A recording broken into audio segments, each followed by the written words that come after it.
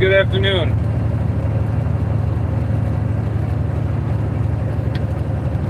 We're just about to play in some of the heavy traffic up here in the cities. Figure we'll kick off a good live and, well, you know, see how it goes.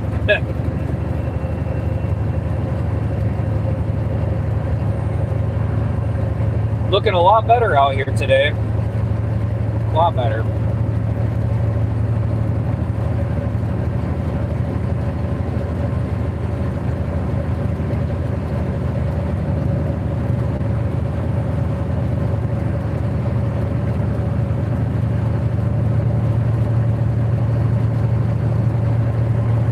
Just trying to maintain some speed. This thing has been struggle busing it a little bit today, but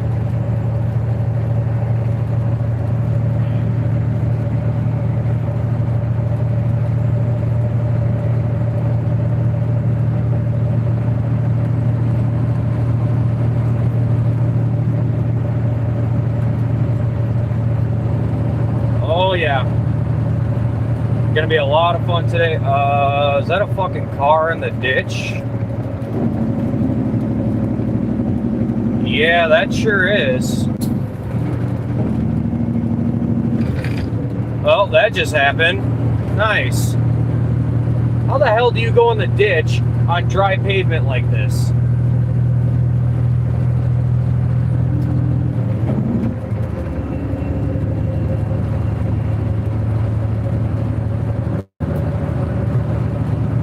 Well, he was upright and looking around, so I ain't stopping.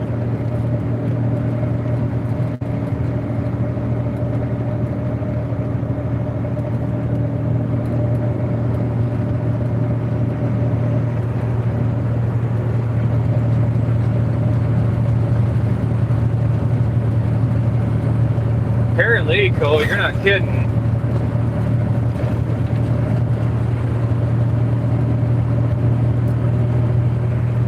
I mean, don't get me wrong, it is windy, but it's not windy enough to blow a car into the ditch.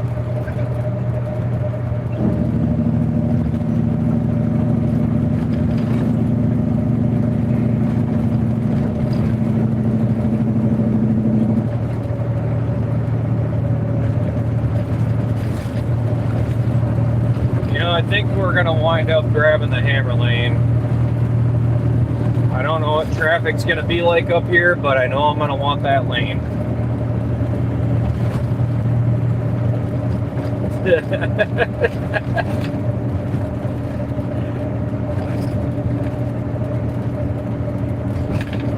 Probably was. Wanted to hear that blow-off valve he put on it.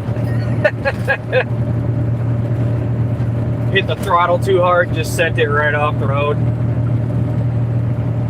Didn't look like there was any damage on the car though. I mean, he was up against the wires, don't get me wrong, but I didn't see much for damage on the car.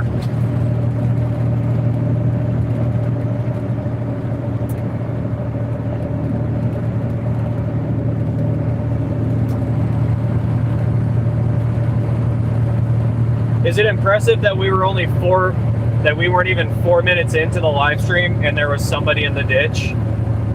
Welcome to the Twin Cities. That's kind of the message I'm getting from that. It's like, anything and everything happens up here.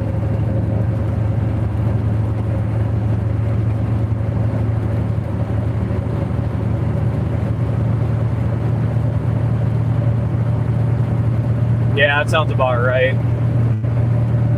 That VTEC, no turbo. Oh, sorry, I was gonna let that car over. No turbo. Yeah, that's how it goes.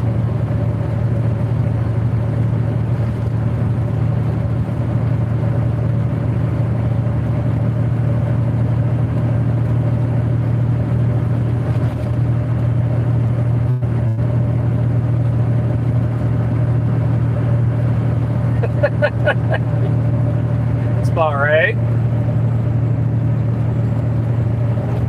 That's about right. Oh, let's see how we do. I'm slowing down. Come on, come on.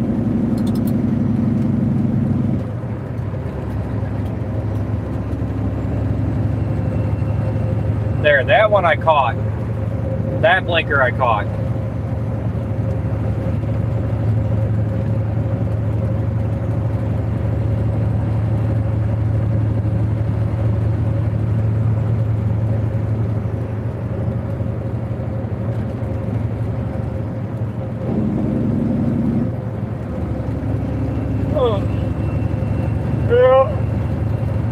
We're about to see what it is. This morning wasn't too bad coming through here. Had a little bit of traffic, but this afternoon I got a feeling it's going to be, you know, a lot worse. Yep. Yeah, we can run the money lane here in Minnesota. Otherwise, trust me, you wouldn't catch me out running that high dollar lane. I ain't got the speed to run that high dollar lane. Where we just merged into, it turned into a 3-lane here, and this middle lane is the exit lane that I need.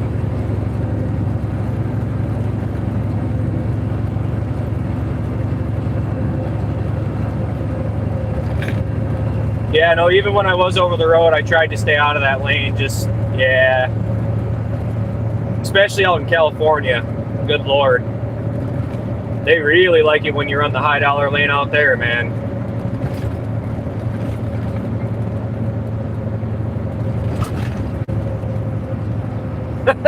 Yep. Yeah, you know exactly what it is out there then. It shouldn't be too bad, honestly. It's just going to be heavier traffic, but it should still be flowing except when we get up to the construction zone. What? I don't know what this trip. Okay.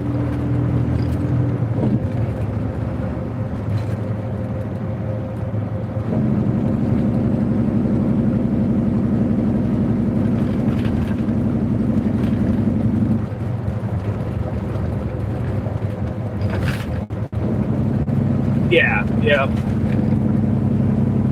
Yeah, but if I'm out in the hammer lane, there's 9 times out of 10 a reason for it.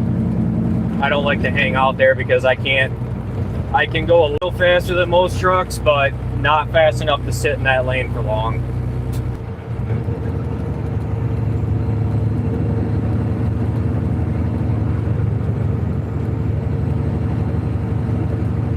Like coming through here, I would not want to be out in the hammer lane at all.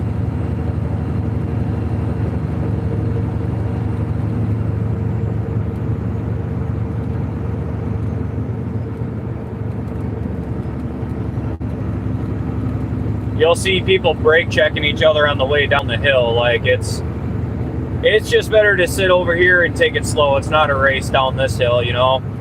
I mean, really, you can't race down it if you wanted to. Oh, here we go.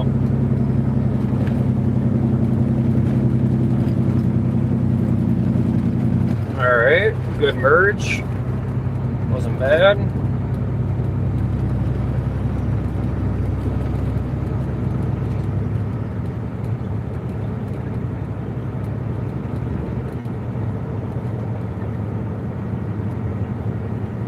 Oh, I didn't know that call. Huh. Don't start giving the states any idea, my guy.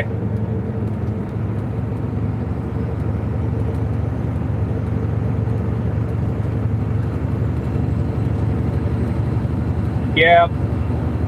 Yep, there's a few of those yet. Quite a few of them, actually. I want to say the one I know for sure is Illinois. But I know there's a few more.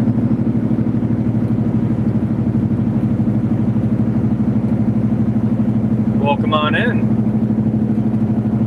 Good to see you back.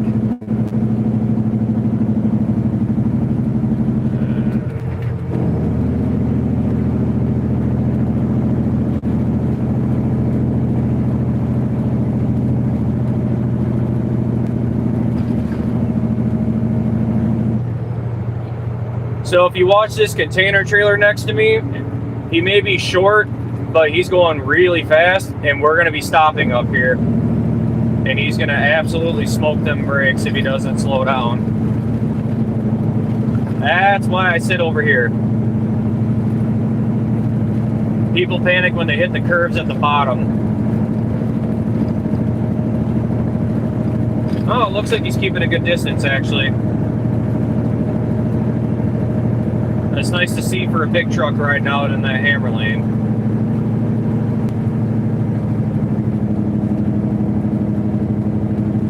Alright.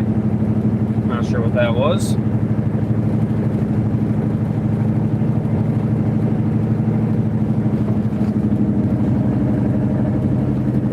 Oh, this should be eventful.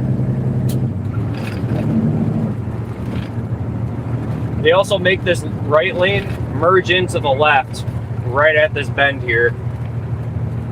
Nobody's over there, we're good. All right.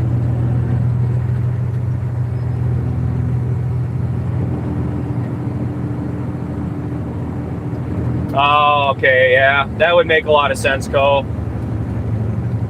Yeah, that would make a lot of sense. It does suck to get stuck, you know, in the slower lane. Especially, you know, where trucks here, it depends on whether they're governed or not. That's why they call it the high dollar lane. Yeah, they kind of look for that. If you get caught, get out, runs a pretty penny for it.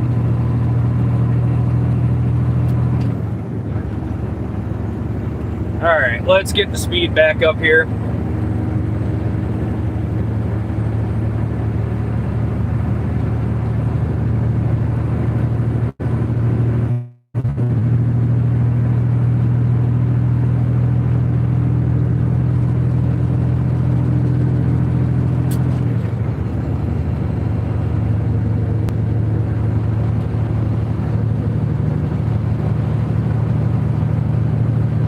Well, I can see what I'd be looking at coming south. I just hope not as backed up when we leave. Probably will be.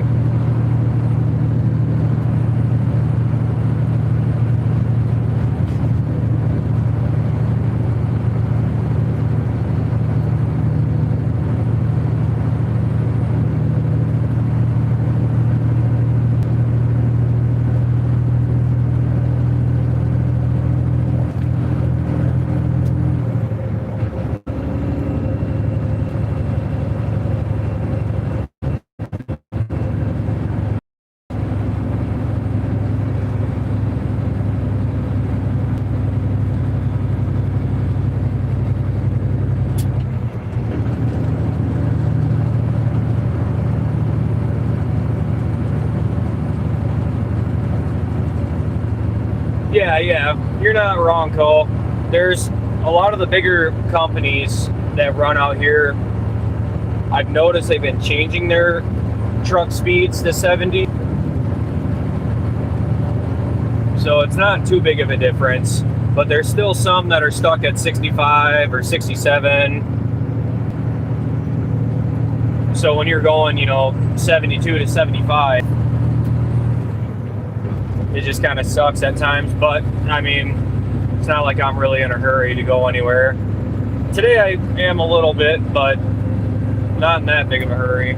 We are going to get out in this hammer lane though.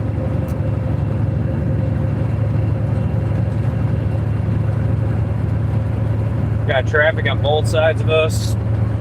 Everyone's moving. These are the kind of instances that can change in about 2 seconds before I even have enough time to hit my brakes. So we're gonna keep our distance.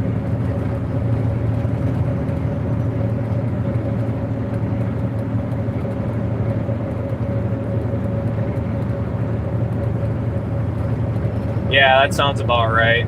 Yeah.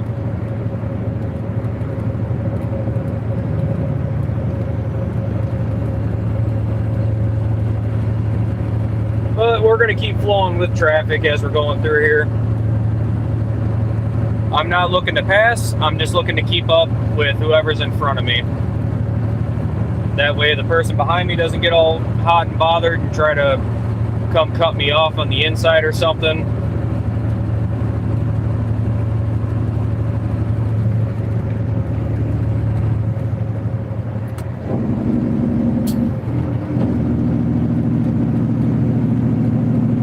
Yes, we are. We are up in the Twin Cities right now.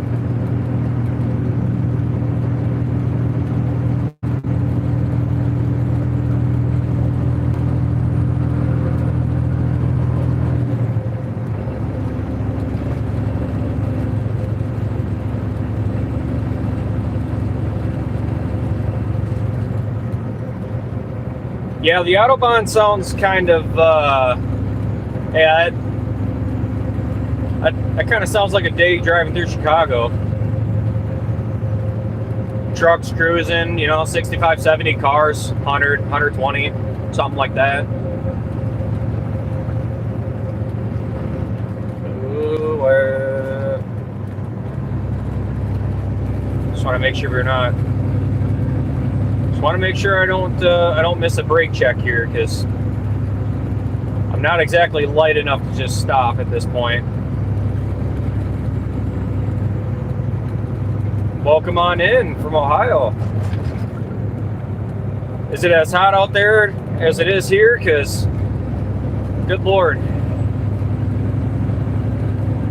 hot enough to melt the tires off my truck.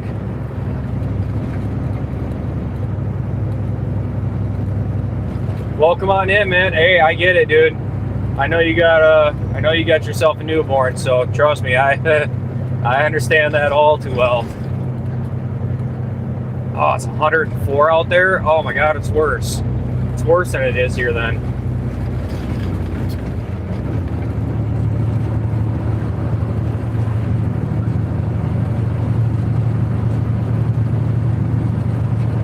All right. We're going to try and get some speed built back up here. I do want to get back in that slow lane at some point, if I can. Welcome on in. Oh, come on, people. I was finally winding up to get moving. Now I look like the jackass that's slowing down traffic.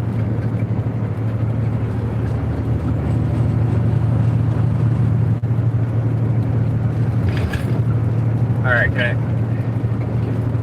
let's see if we can find a gap here to get into the get in the slow lane. Oh, I swear to God, this fucking connection. Oh my God. Yeah, my bad. That's every single time I come through here. There is that one spot my connection dips out. I don't get it. It's every single time too.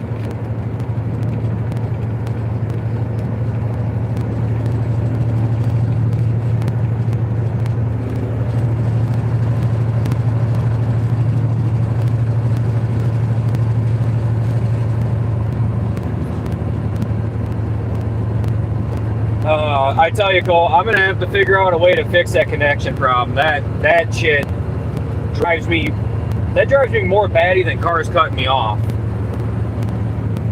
Oh, all right. I would like that slow lane again, Mr. Pickup. Seriously, I'm gonna get stuck out here. All right, fuck it. Let's hammer down. I gotta be easy on the curbs. I'm not super heavy, but my load still might shift a little bit back there if I'm moving too fast through the curve.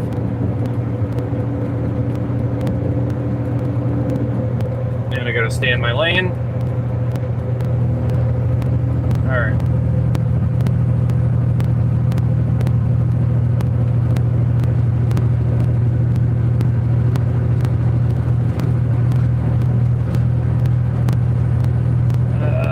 Get out of this lane. I don't want to be out here. People are going to come out here and cut me off.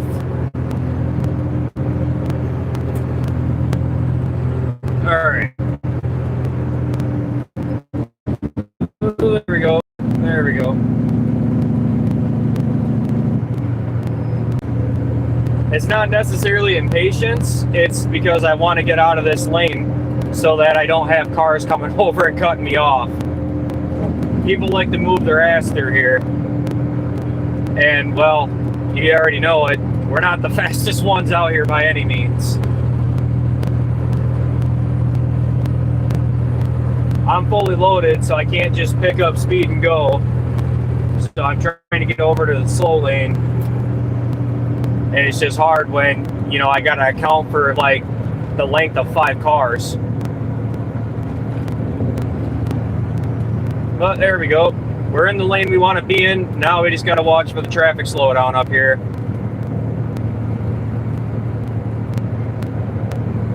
So these right 2 lanes that we're in, these are generally the safe lanes to be in a semi, up until we get to the exit where you got to take the other lane if you need it, the far left lane.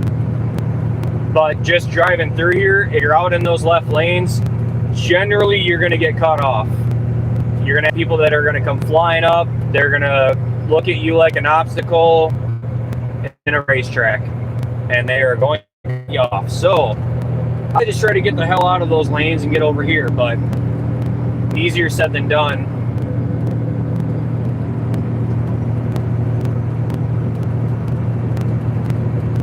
Yeah, Starlink, I've heard of it. I do need to look into that. Try and fix this connection crap, because, yeah, it's been driving me nuts.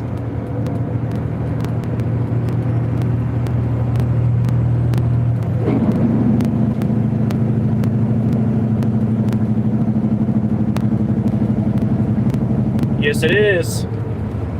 We're I-35 northbound in Minneapolis right now. Got to get through the 94 curves, and then we're about 15 minutes from our delivery. And hopefully it goes fast, because I did not have a lot of time when I started coming back this way. Traffic's already taken a lot of my time too. I think I had 4 hours and 40 minutes of my drive time when I left Albert Lea. So it's going to be cutting it close, because it's 3 hours round trip in a car. So you got to add another hour for a semi, because Google Maps, it's always an hour for extra is what you want to try to add for like a safety cushion. And here's the slowdown.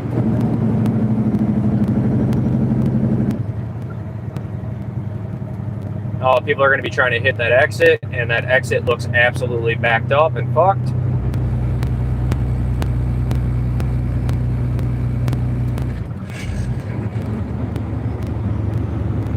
Oh yeah, I'll be hauling trash tomorrow, no doubt. I've already got 2 loads waiting for me for tomorrow, so we're just finally on our last load for the day. Problem is, the last one's always the kind of the worst one to do. Oh. Downshift, downshift, downshift, downshift.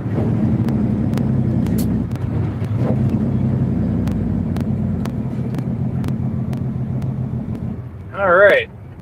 And here's the slowdown I was talking about. Hence the other reason I really wanted the slow lane. Oh yeah, we'll be dumping it out. That's the only way I run these loads. They get loaded on a compactor, and then I take them up and dump them. Ooh, that car looks like it got fucked up. Or screwed up.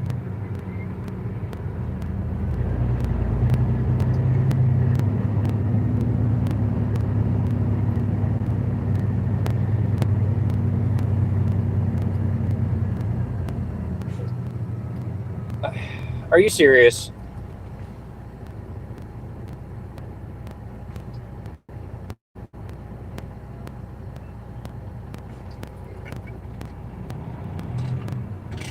Oh, come on. There we go. Well, then again, it's not like we're going anywhere anyways.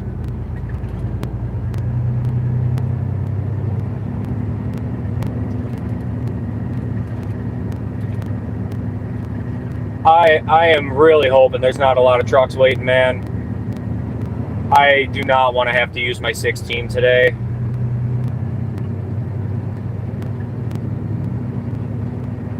If there is a lot of trucks waiting, then yeah, I'm going to wind up having to use my 16 today.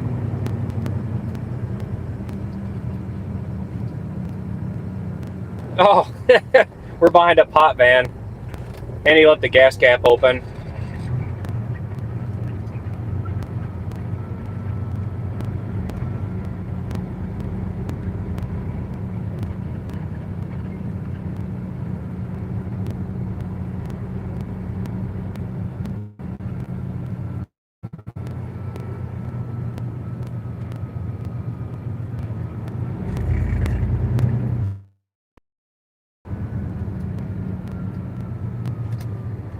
No, I got a feeling that thing would actually be hard to see at night. Like, obviously, they'd have their lights on, but I mean, just the layout on the back of this van, except the white lettering, I honestly feel like it would be kind of tricky to see. Are you asking? Welcome in. Are you asking what highway we're on? We're up on, we're on Interstate 35 right now, going northbound through Minneapolis.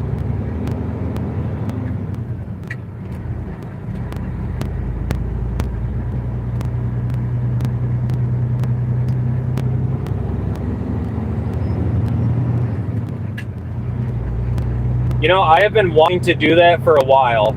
I've been wanting to like put my steers up on the scale and a garbage truck is sitting there just so they're like 12,000 over what they should be. That would be a lot of fun just to watch them go, wait a minute.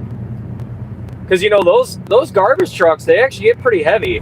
Like, I've seen a few of them come in there about 60,000. And you got to think, for such a short vehicle with that much mass, that's just a rolling boulder.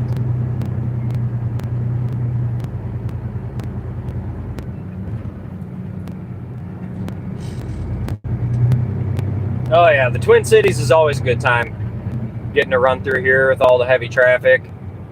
Not sure why this guy is running a flashy light, unless he's got no trailer lights.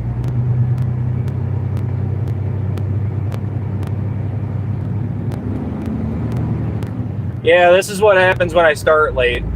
If I start any time after like 4 in the morning, this is what my end result generally is during the day.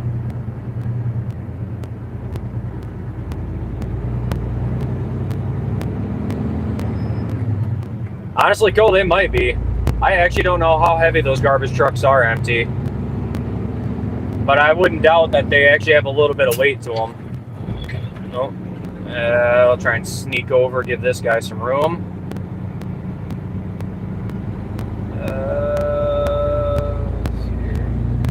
Alright, we're good.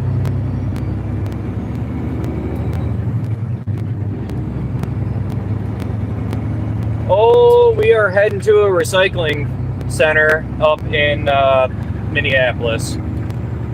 I do this twice a day up here.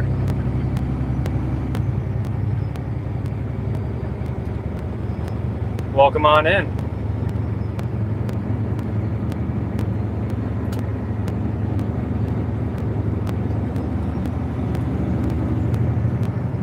Probably gonna have another slowdown coming up around this curve. More than likely.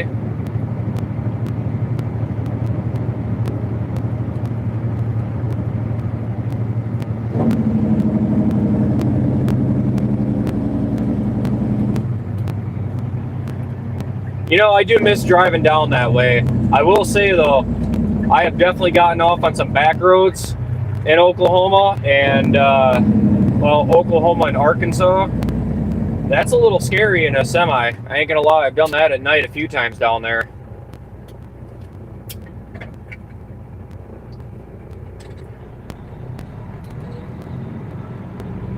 Welcome on in.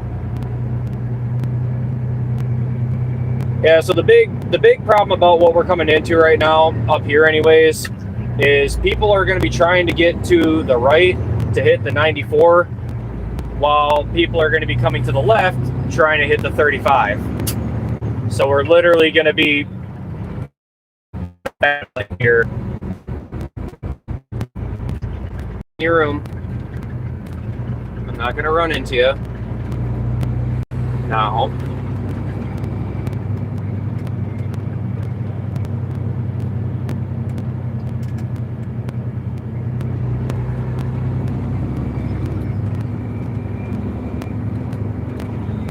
Oh, this looks like an absolute cluster up here. Hey, Shooting Star, good to see you, buddy. Oh, what in the world do we got going on up here?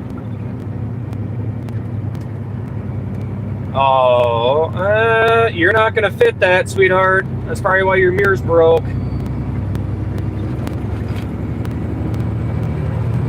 If you would have put a blinker on, I would have saw it and slowed down and let your ass over. You wouldn't believe what a blinker can do for you. Otherwise, I'm going to think you're just going straight.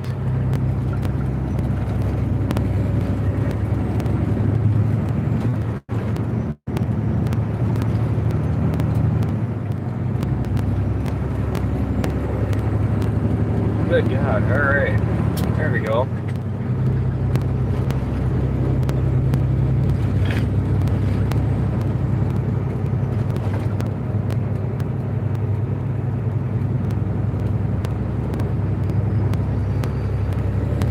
Oh, I know it is, Rick. It drives me nuts. It's like, yeah, I can sit here and anticipate that they're going to cut in front of me, but in the same breath, it's like if you just use the blinker, I would have no problem slowing down and letting you over. I get it. I'm like 7 car lengths. I totally understand I'm an obstacle. So if you need to get over, just let me know. I can slow down. Shit. It's when you cut me off is when you hurt my feelings. No, I'm just kidding. That doesn't even faze me much anymore.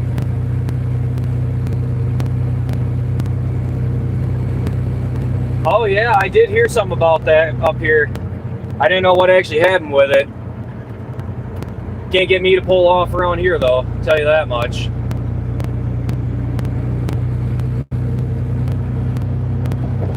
So the next merge spot that we were going to run into a little bit of trouble is going to be exit 19 up here. Rick, I'm sure you know exactly where I'm talking about. That was tight. Basically the same thing. People from the right will try to come left. People from the left are going to go right. Or not. Alright, this is the one time I come through here and I have absolutely nobody trying to cut me off. Alright, cool. That's how that goes. Good news is we're just about to our delivery spot.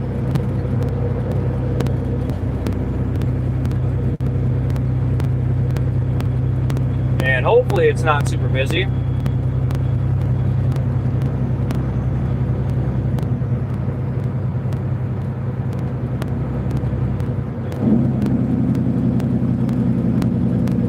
Sorry, I'm trying to watch this car next to me because he is swerving. What the fuck are you doing, dude? Are you high? Jesus, man.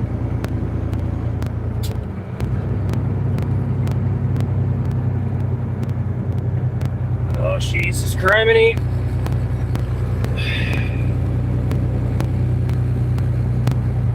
Oh, okay. We're off the highway. Good Lord.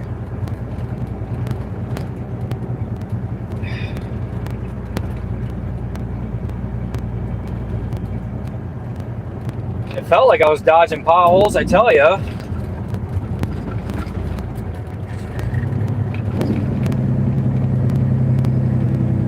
All right, we are finally off the highway. Doesn't mean my blood pressure is going to drop anytime soon. Because as soon as we roll into this facility and I see like more than one truck, I'm just gonna have a panic attack. It's over. I'm shot. I'm over. Oh, there you go, Rick. Nice. That'll be really exciting, man. Dude, and you and your lifted truck. All right. Look at this. Look at this. See the white line? See where he is? Yeah. Yeah, don't do that, okay? I may be in a semi, but I can't see over your 7-foot tall pickup. My guy.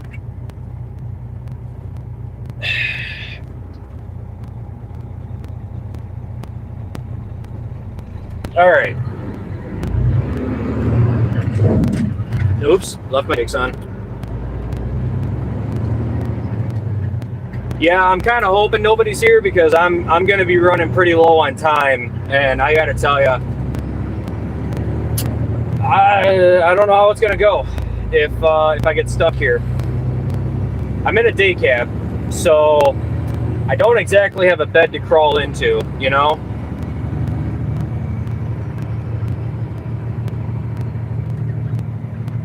And I really don't want to have to sleep on the steering wheel. That is one of the worst things to do in a day cab, is try to sleep on the steering wheel. You wake up and just about everything cracks. All right, we are finally about to our destination.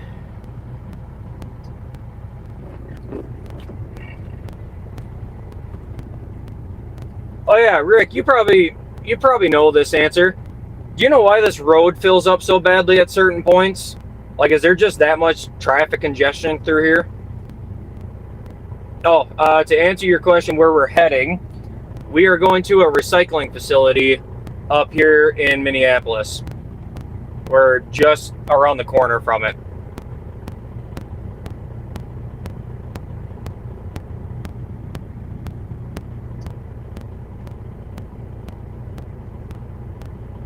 Oh, very nice. Okay.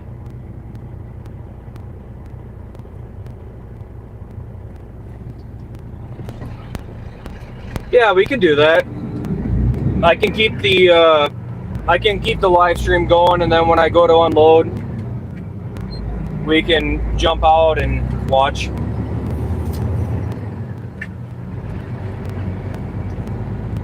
Oh, welcome on in. Very nice to meet you. Yep, I'm up here every day.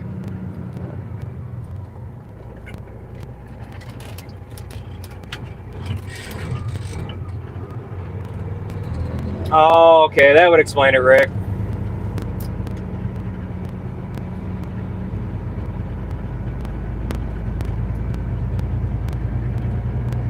Oh, okay, yep. I used to go through Madison quite a bit. I actually lived down in southern Wisconsin growing up, so I've been to Madison quite a few times.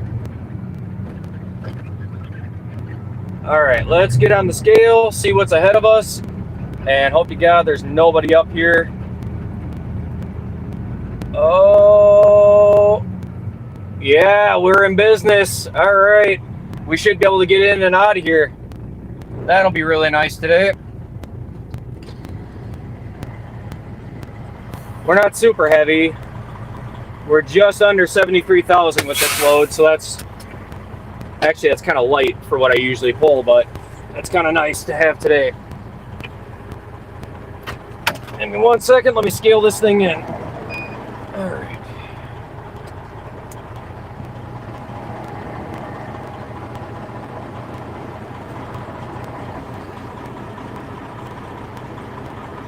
Oh yeah, there is that too. I didn't think about that, Rick. Okay.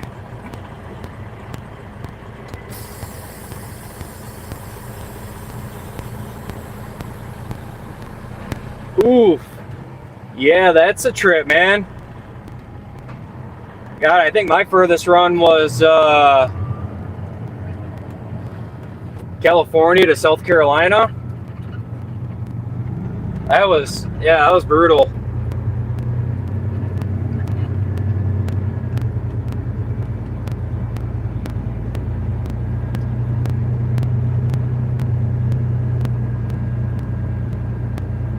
Oh wow, very nice. Okay.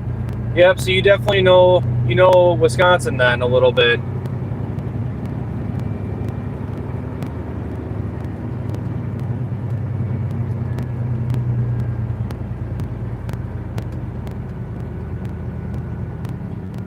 Yeah, I hear what you're.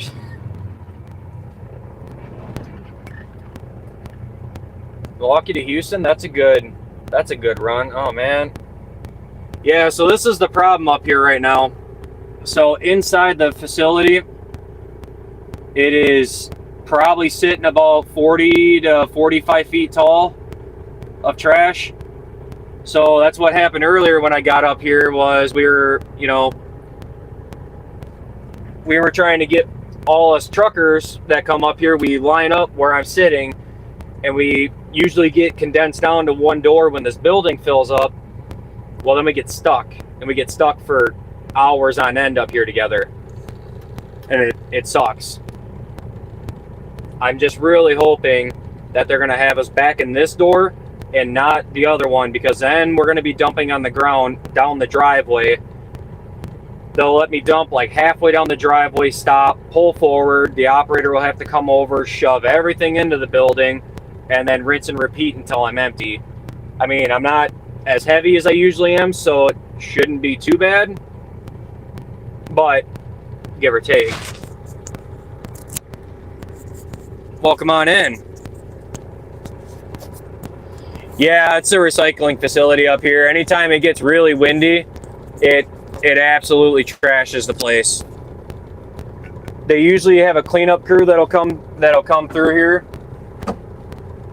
and try to clean up and take care of it, but unfortunately, let's see where we're gonna pull into here.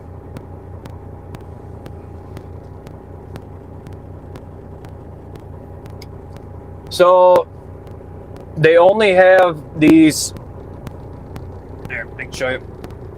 So they only have these loaders with a big scoop on them, and that's because primarily everything they're doing in here goes into a giant conveyor belt system.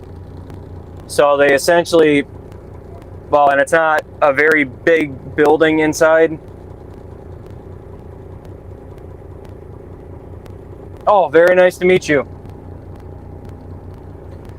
So on the very far side, or the very, oh God, what direction are we facing? On the very north side of the building, there's a big conveyor belt that they are dumping all the trash into right now. You know, while we're stopped, actually. My axle's up. I should probably do that. Oh. We're gonna lift my axles real quick before we have to back in here. Nope, this is the same hard hat I've had for a while, Rick. I might have had a different one on recently, but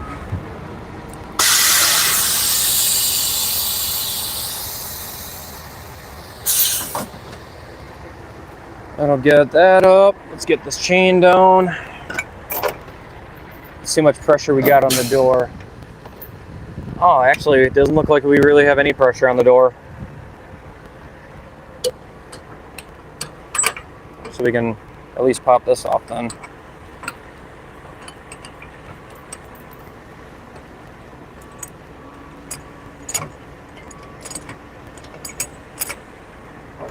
Yeah, we don't have any pressure on the door. Sweet.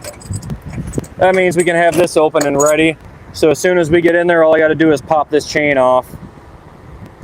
There should be enough against it to kind of keep that pushed, so this chain doesn't bounce off on me. Oh, Southwest, yeah.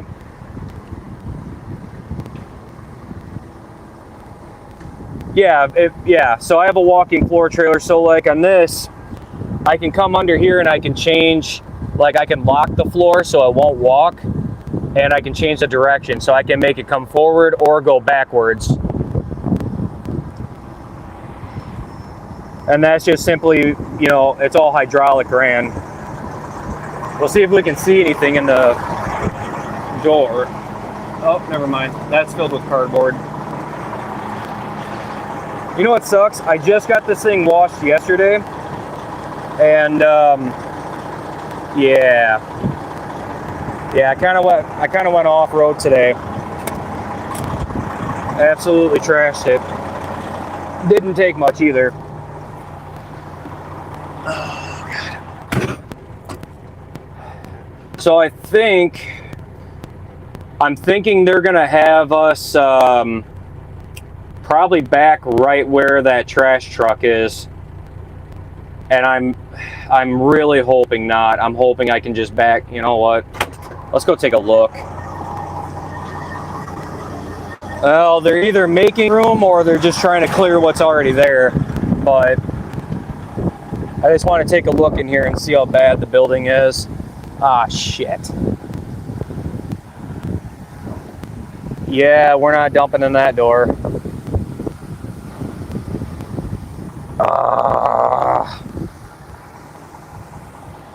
Well, that means it's going to take me like an hour to dump.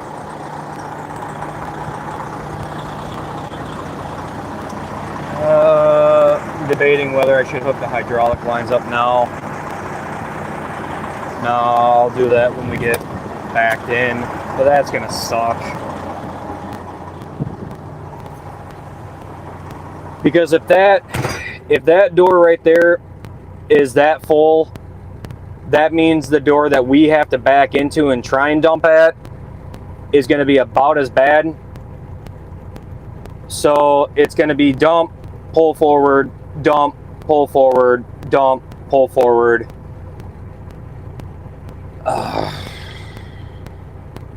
It's too warm out here for this. Oh boy. Oh, I appreciate it, man. Yeah, it's not a bad job. It's just some weeks, you know, I'm pushing, I'm maxing out my 70 easy. It's just it's a high burnout for what I do. But I've been doing it for about a year now. As long as it's not like it was over the winter where I was getting stuck in my truck. And I mean, you know, we're in a day cab, so it really sucked. But so now he's going to come up and he'll push all that into the building, hopefully. Oh my God, we're going to get stuck behind the trash trucks too. These little garbage trucks that keep coming in. 115 degrees. Oh Lord.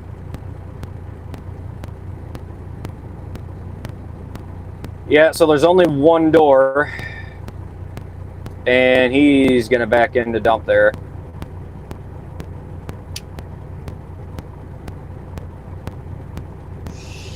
Yeah, crap. Well, we'll see what happens. We'll see what happens here.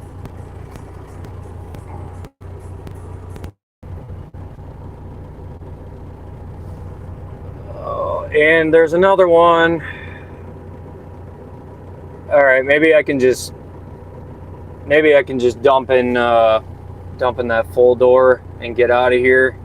I don't want to sit here any longer than I have to. I really, really don't have time.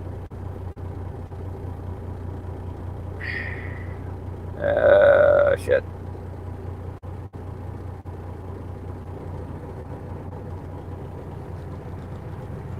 Like I get why the smaller trucks go first. It only takes them, you know, 10, 15 minutes, but when they keep coming in, it adds, you know, it starts to add up a bit. And that's where I get screwed.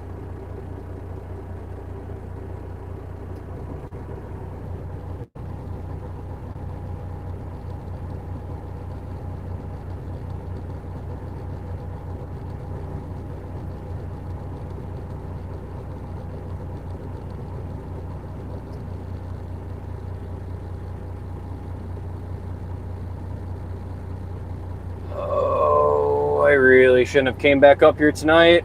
I should have just pulled this in the morning and brought it up here. I knew it. Yeah, the problem is this building can't handle the capacity of what we bring in every day. Welcome in. So, like all the semis that are coming in during the day, you got to think, you know, if we're all 80,000 pounds,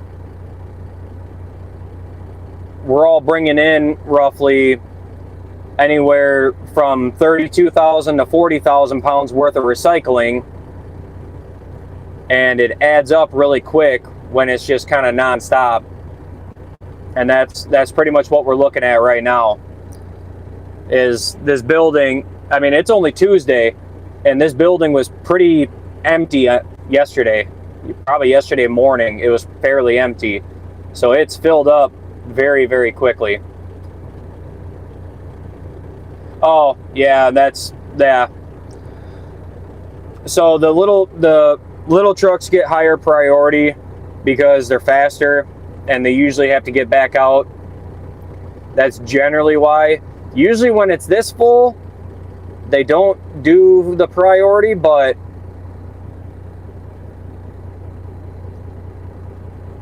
shit, we're gonna get stuck. So they read. Hold on 1 second.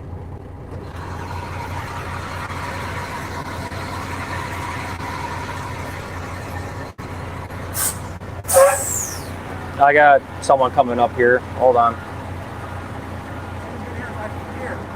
Was that? I honestly don't know what they're doing at this point. They've got both of you guys dumping into door 3 and door 1. Door 6, I don't know if you could or not. You might be able to fit your load in there, but I know I can't.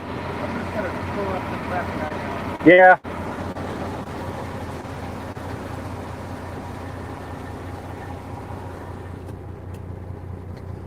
We're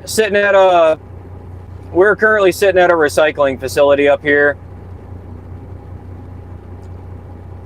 Yeah, there's no room in here to dump, and I don't know what we're doing.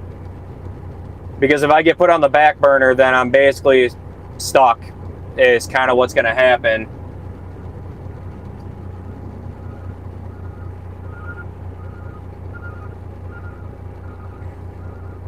This is one of the things about what I do that sucks. You have a great night, man. Get some sleep.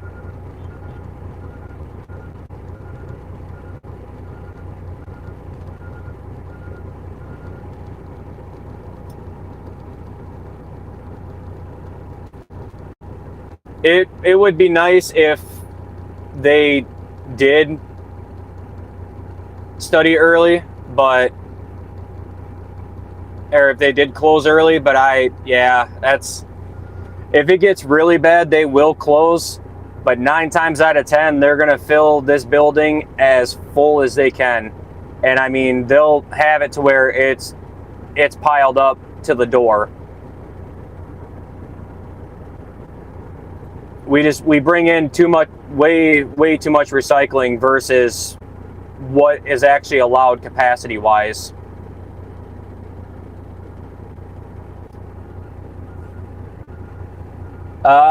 I think they're 24 hours, but we're only allowed to unload up to 11 p.m. here.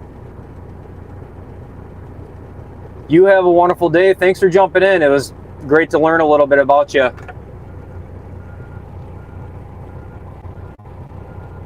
Oh, we are in Minnesota. We're sitting up here in Minneapolis right now.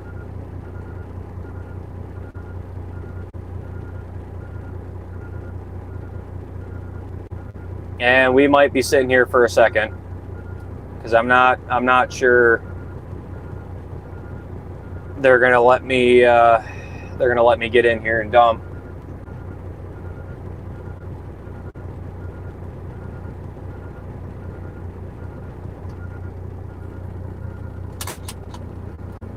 Tell you now though, it's getting warm in here. Lord.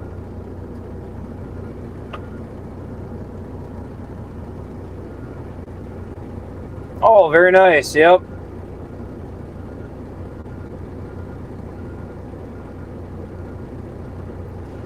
Yeah, I think after midnight, or after about, probably after 11, they usually come in and then they try to move as much of the recycling as possible. That's what I'm guessing.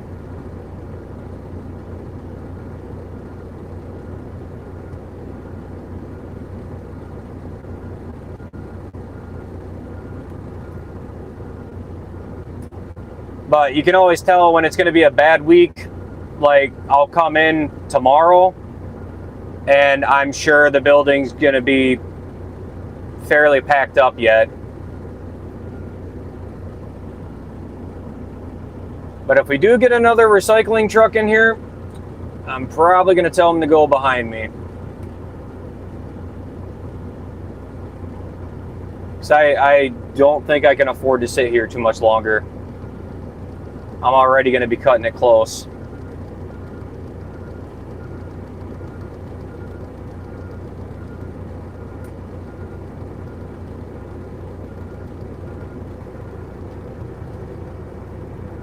This is essentially what I do every day. I come up here and dump trash. If I'm doing something else, you know, like the other day or yesterday when I did the went and picked up that load of plastic, sometimes I get to do those things, but it just depends on what my day is looking like. Yeah, yep, that's exactly what they do. They sort it, bale it, ship it, and there's slots on the other side of the building for dry vans to pick up loads of it, and then they take it wherever else.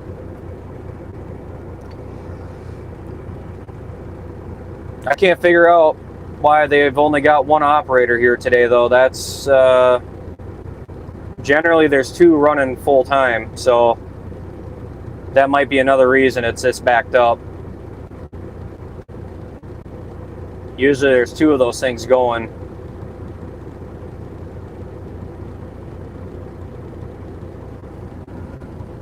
All right, we're gonna pull forward.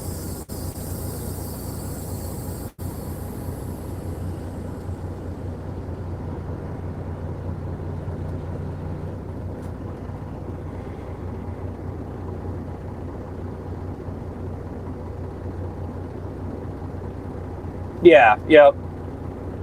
Yeah, exactly what Cole said. I get to bounce around a little bit, but depends.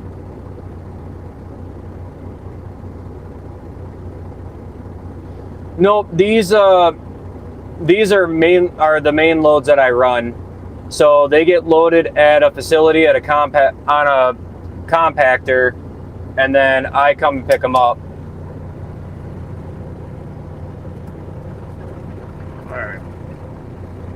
Yeah, I saw another recycling truck coming up, so I'm pulling forward for it.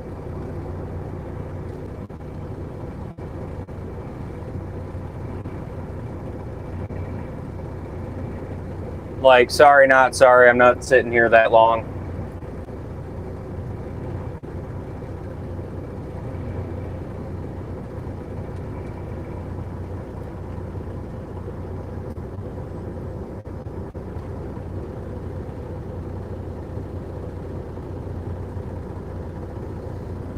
Yeah. So now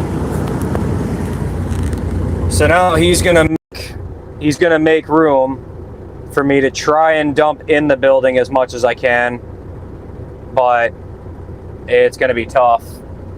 So let's get pulled forward and get out of the way here.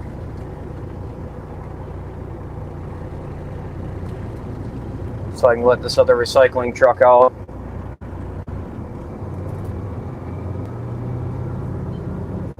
So we're gonna get my hydraulic lines hooked up and probably pop my door open, and then we'll get backed in.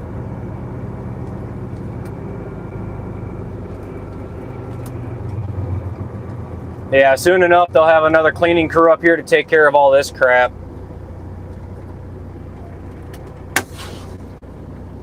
All right.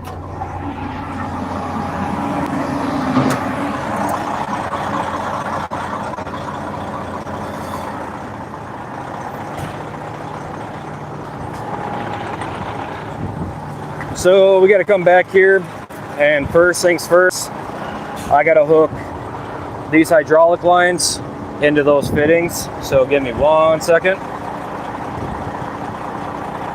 I'm going to set you guys down. I kind of need both my hands for this one. and then we'll wind up popping the door open on the back. Since there's not a lot of pressure, I don't expect a lot of trash to come out, so I shouldn't make big of a mess.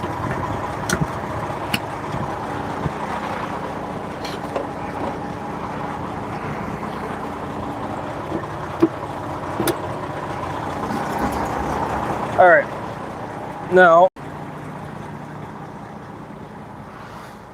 let's come on back here and get this door popped open. God, it's hot out here.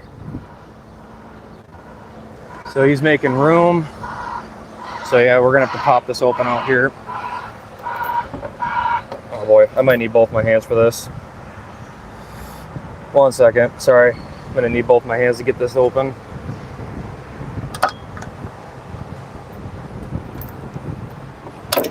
Ouch. All right, hang tight. Oh, bad idea. Bad idea. No, there's more trash coming out than I thought.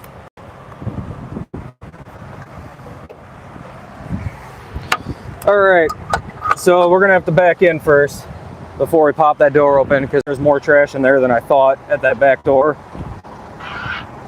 Didn't seem like it. Didn't seem like it.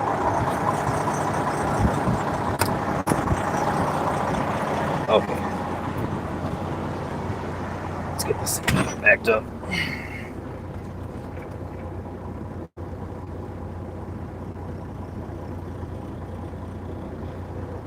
Excuse you.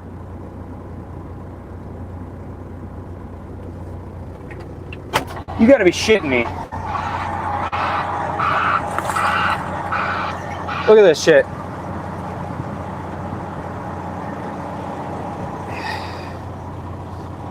Guy just backed in behind me into the open door that I was going into back into. Like,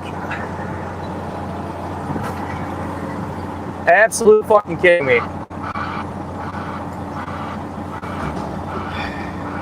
My bad. My bad.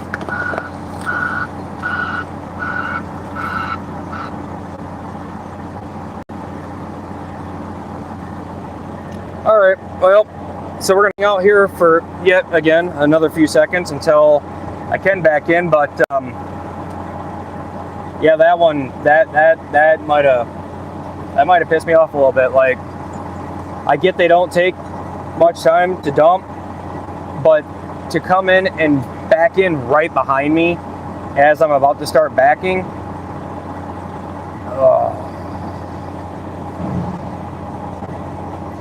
maybe it's the heat. It's probably the heat.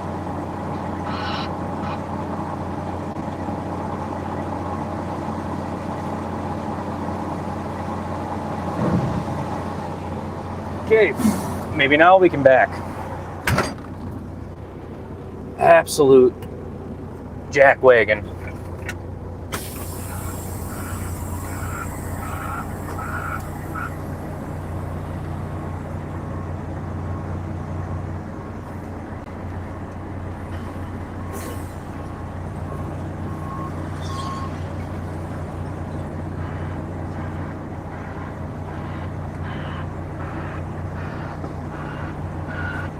I'm just gonna get myself lined up for it.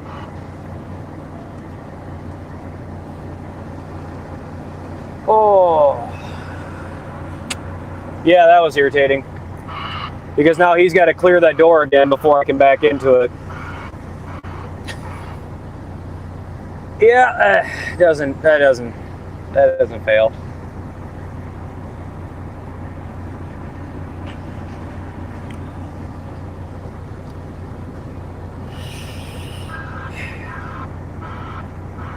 But once we get out of here, then we get to drive back through the cities. So, you know, that'll at least be entertaining. Be a little exciting.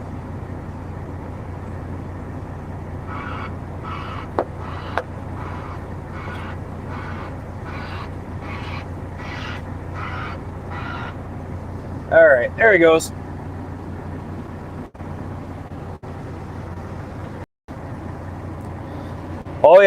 Oh yeah, no, I've heard those stories. Jump in front like that, that's a no-win. What door does he want me to dump in?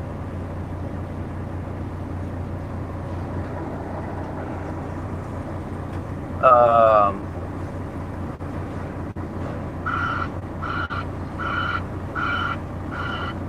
right, there we go.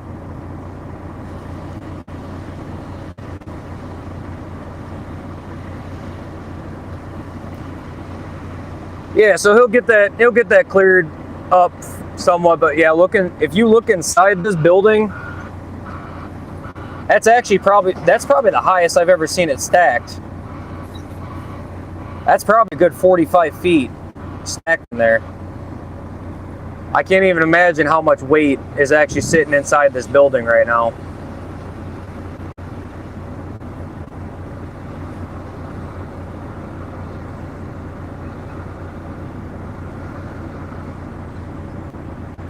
You know, I should have, Rick. I should have backed right up in front of him and opened my door.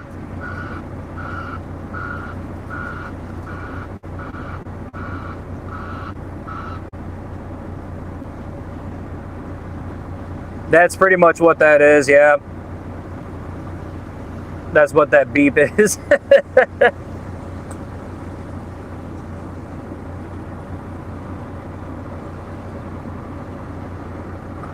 Yeah, I got another one back there too. You better not even think about it. Better not even think about it. I'm not gonna lie, if this one does it, I'm probably gonna be screaming. Just a fair warning.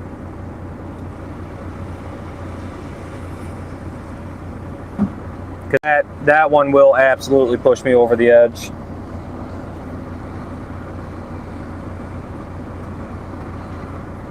It is way too hot out here to be pulling that crap. Well, pulling that crap in general.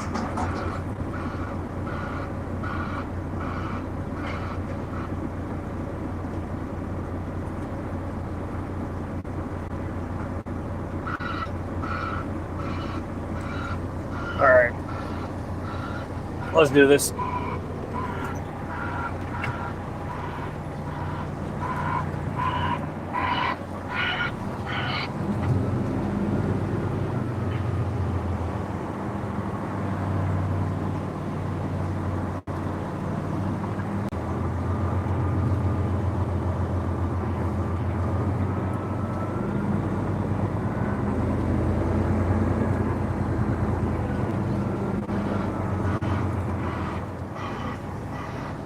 All right, now we can go back and get the door open.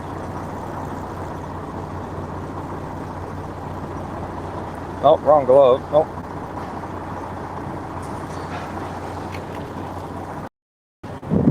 Okay, let's go do this.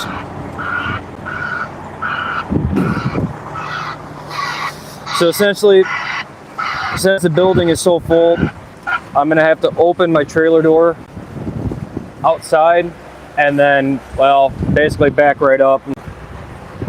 We're essentially just going to be dumping all the way down the driveway at this rate.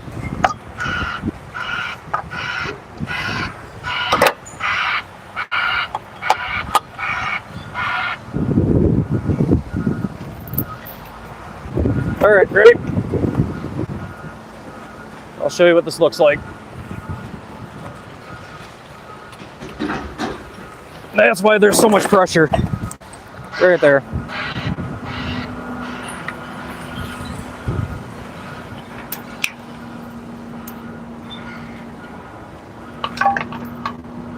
Put this up through here.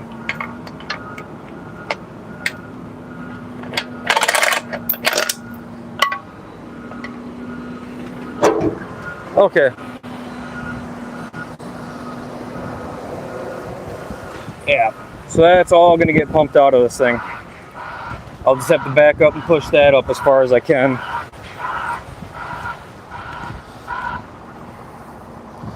Yeah, unfortunately, when it's really windy up here, this lot gets absolutely trashed. Doesn't take long either. They just had a cleaning crew in here not that long ago. The unfortunate reality of it. Okay. Let's get back in.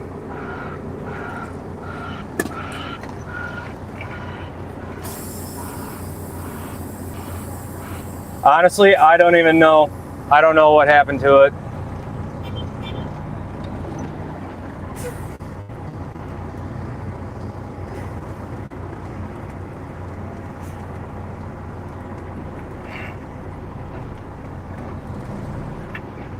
Oh, he's gonna scoop that little bit into the building that dumped out of my door on accident.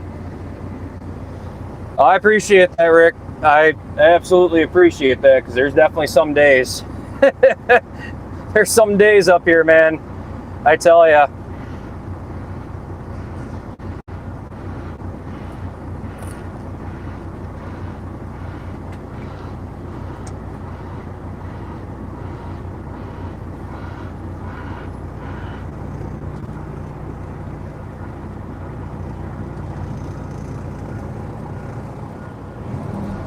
All right.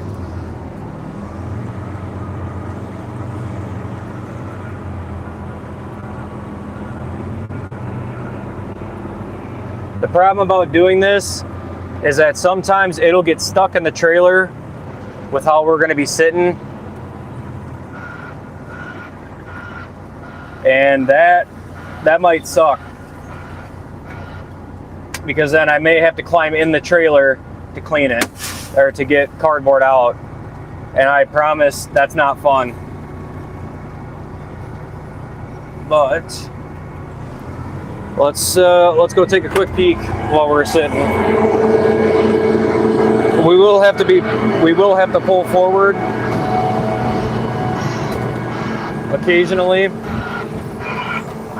but I'll try to get this so it's dumping and going.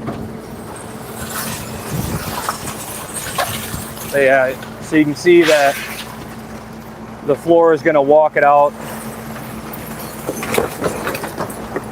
Yeah. And then we're going to have to pull forward and dump more, pull forward and dump more. So we won't be able to get a full video of it just unloading, but we'll be able to get to see some. All right. So let's go get in the truck, pull forward real quick.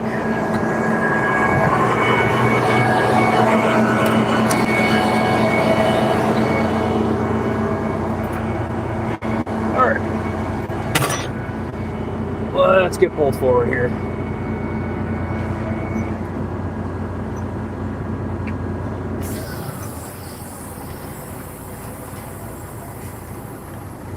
So essentially I'm just watching it fall and kind of guesstimating where I should stop in order to continue dumping. I think right there is good.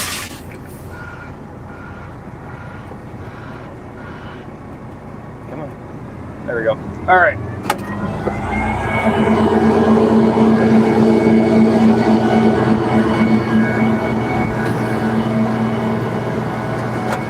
And after we dump to a certain point,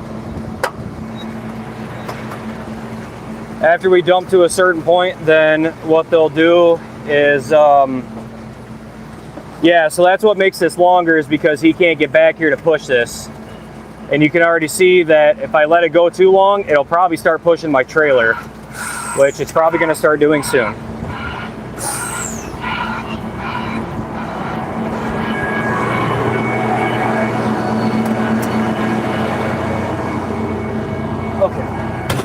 I've had my truck and trailer pushed forward by the trash unloading, so that's not something I really want to not be in the truck for, you know.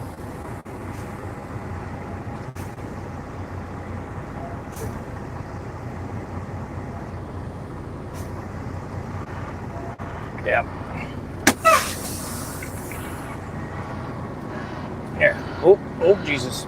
All right. Welcome on in. So, if you look back, you'll see the trash kind of falling down on the side of my trailer. That's how I'm guesstimating So that's how I'm telling where I'm at. Once it stops kind of falling down, then I know I have to pull forward. And essentially I have to pull forward until he kind of tells me to pull all the way forward so he can shovel it back in. And then we back up and do it again until the trailer's empty.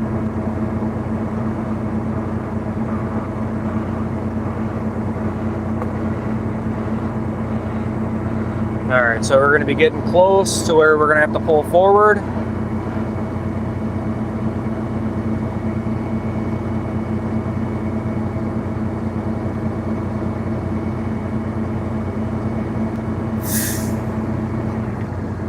All right, let's pull forward.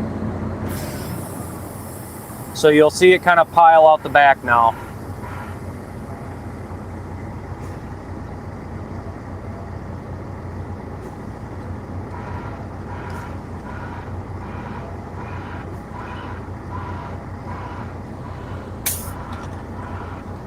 All right, looks like he's gonna push it, actually.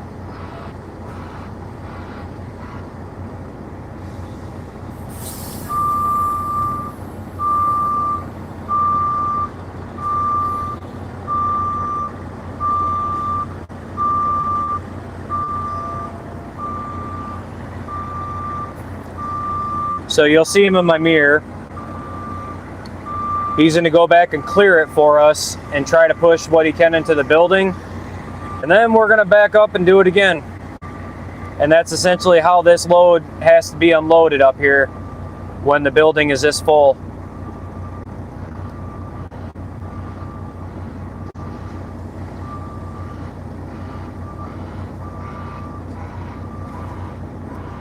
And I'll know when he's done pushing it into the building because he'll back up completely and more than likely he'll give me a honk.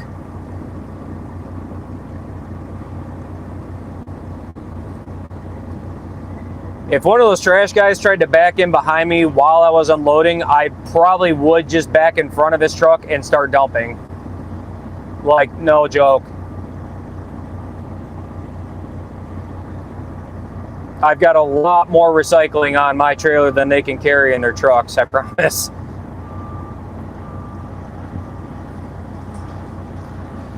Yeah. If there was a way to make this a dump trailer operation, I would probably do it in a heartbeat, not even gonna lie.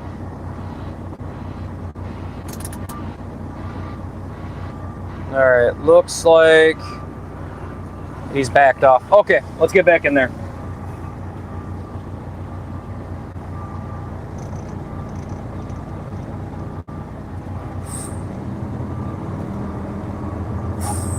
So I'm gonna back it right up to the other pile that's already in there.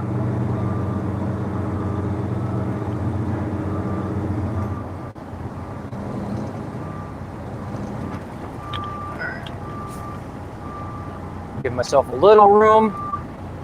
We're gonna re-engage my PTO. Make sure this is out of gear. Pop my truck brakes. That's in. Then we're gonna pop our, there we go. So now you'll see my idle go up. And then the trash will start dumping.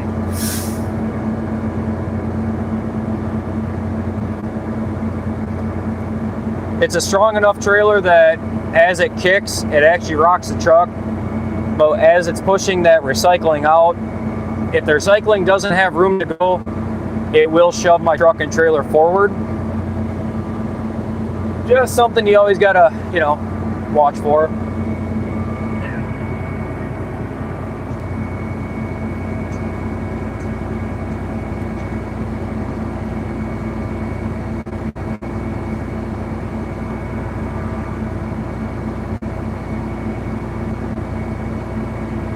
So now we can sit and watch it just kind of dump out the back. I'm in between 3/4 and halfway full yet, just based off my suspension gauge.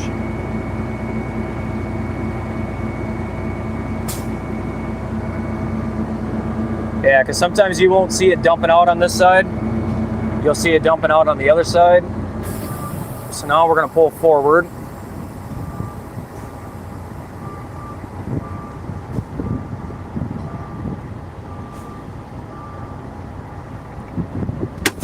All right, let's go again. Maybe. There we go.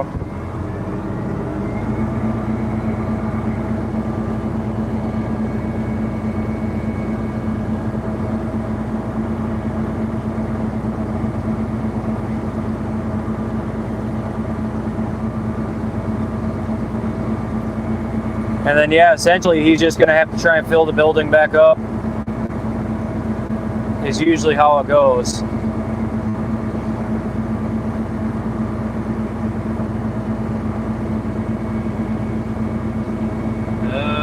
We might already have to pull forward. We might have a big block sitting back there waiting to come out. Oh yeah, I am hourly.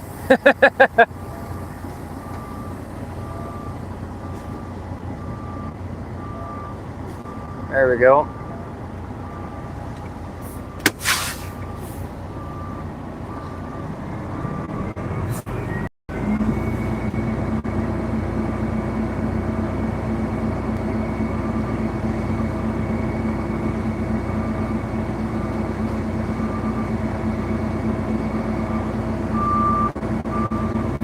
And now that recycling truck's gonna try and get out of here, and hold on a second, I'll pull forward for him.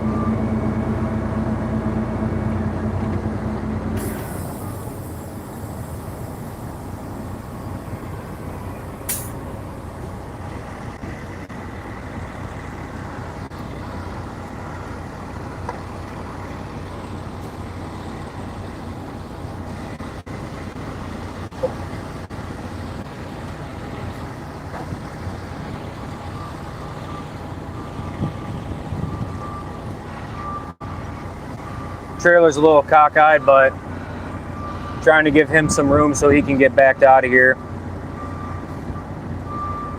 We'll sneak through.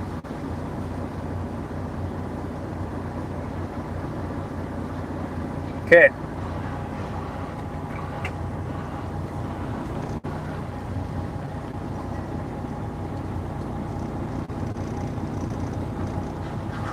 Let's get back to it. Oh, well, we are already down all the driveway. Ah, crap. We're gonna have to pull forward anyways. Yeah, I know. I see you.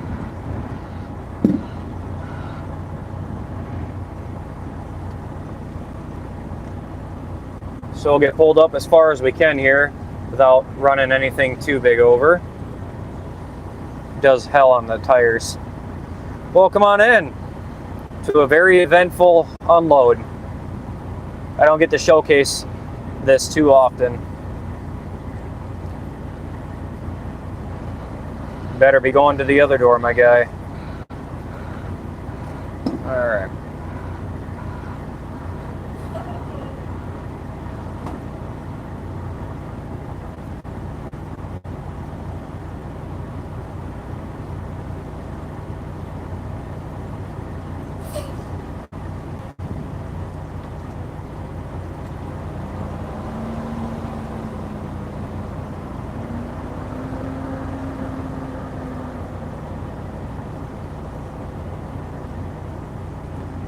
Yeah, so he's trying to push it as high up as he can, but you know, there's only so much he can actually shove in there, unfortunately, with this building.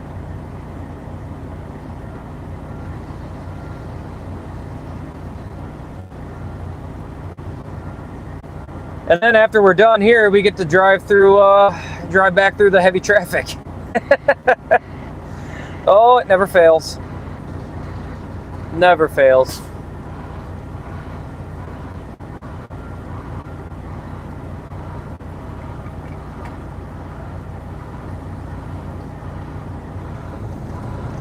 All right.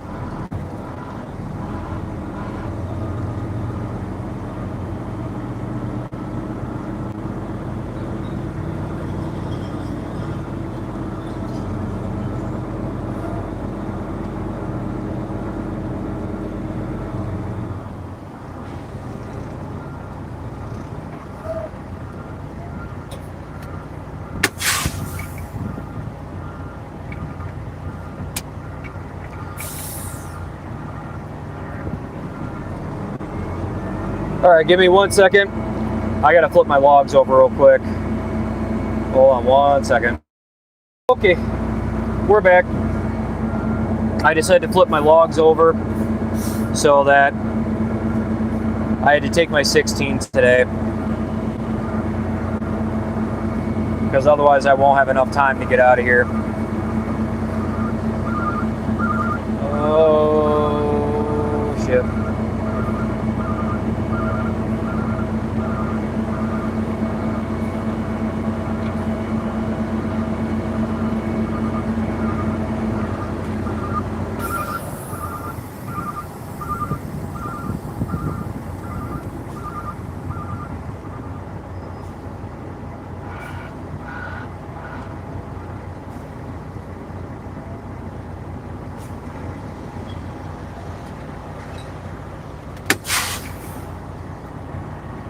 All right.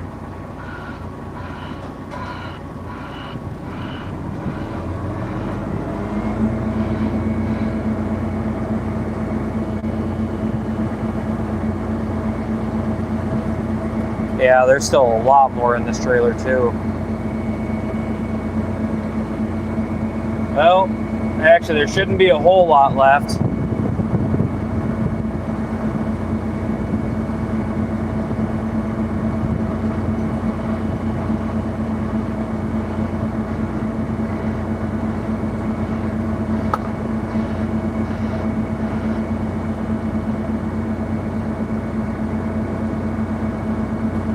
Oh yeah, it does. It does.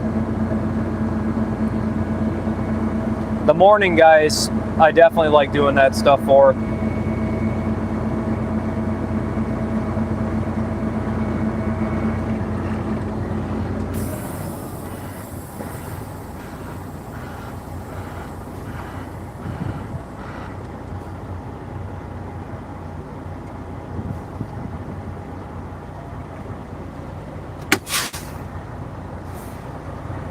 All right. We got to see where we're at here.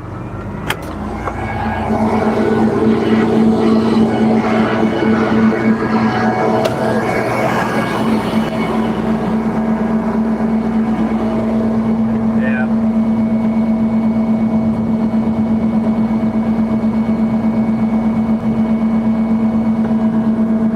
So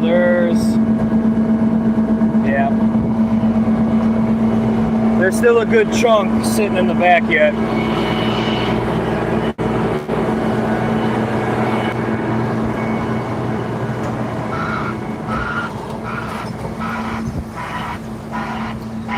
So we probably still have at least the tail end of this thing to unload.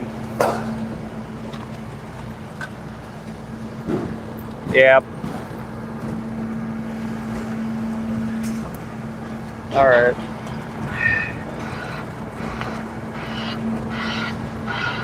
We'll have to pull forward one more time for them.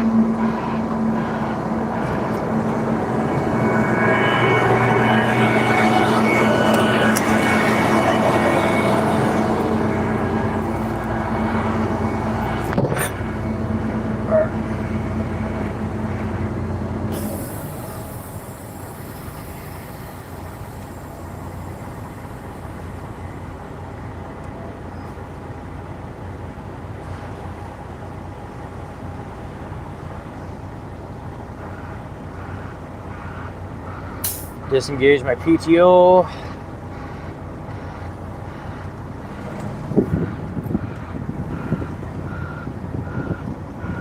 Do kind of what we did before. We'll pull all the way up here so he can go back there and scoop everything. Try and push it up out of the way. Oh, we got another loader now. All right. Yeah, that's how long it takes when it gets like this up here. It takes a bit to get unloaded officially, because then we still have to close up the door back there, clean off the back of the trailer, and put the air line or our hydraulic lines back, and then we can leave.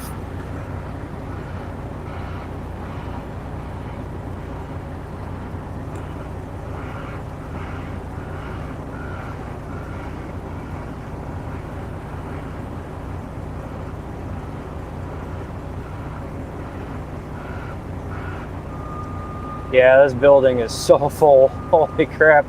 I don't think I have seen it quite this full. I mean, I've seen it full, but this is getting up to the ceiling in there.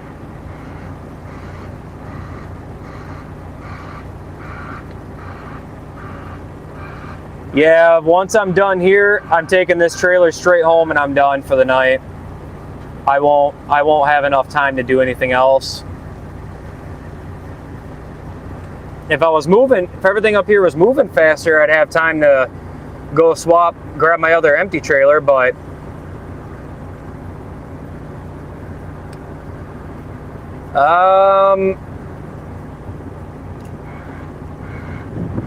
I can get about 34,000 and I'll be 80,000 with this. My truck trailer combination is 44,000.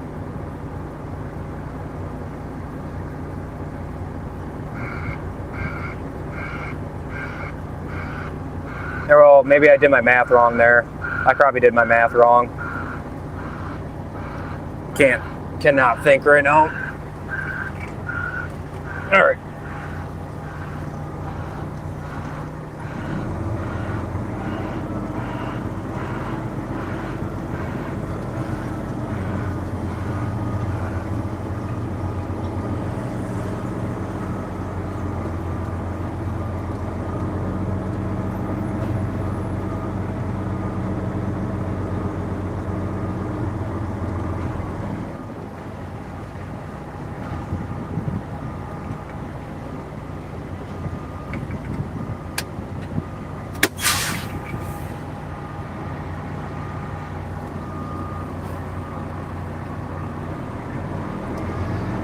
The trailer empty is about, they range from 25 to 27,000 pounds. My truck is 17,500.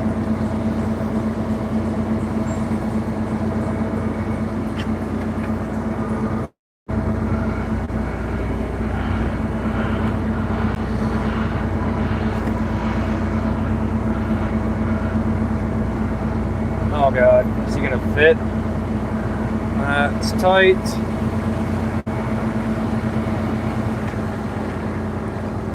Okay. We should be about done by this point. We'll have to get out and check.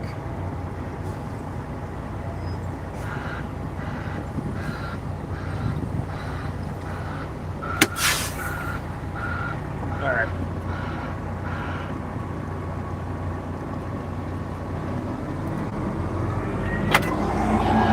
Let's get out and look real quick.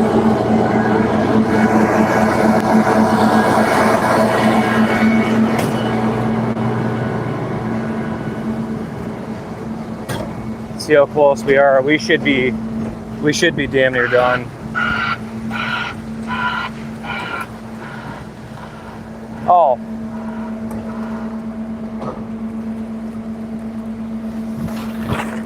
This might be it.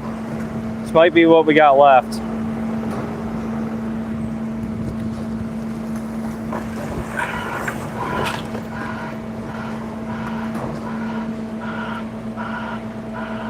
Okay, so it looks like this last little stack here is what we got.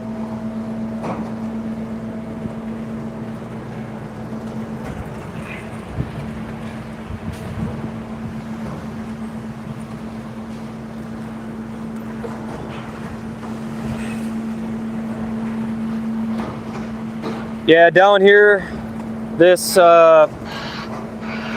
we don't get too heavy. I could go up to 112,000 on my setup.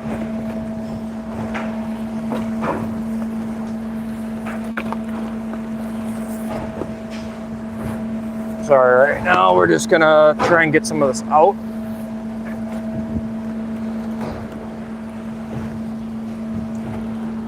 Make sure it's coming out.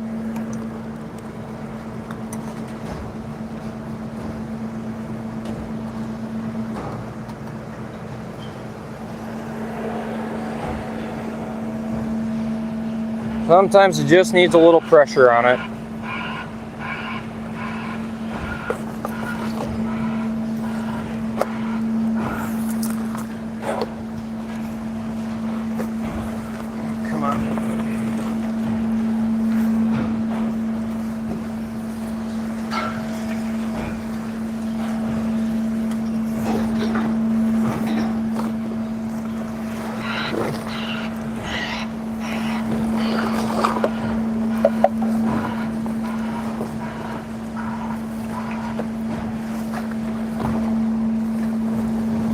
All right, there we go. Let's get pulled forward, get this shut up, and get out of here.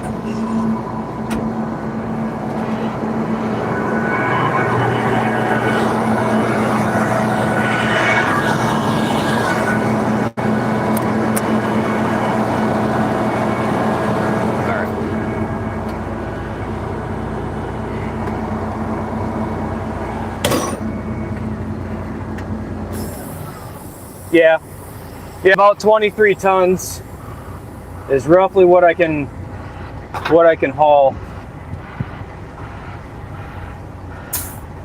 All right.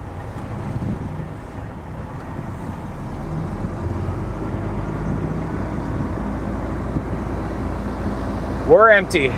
About time.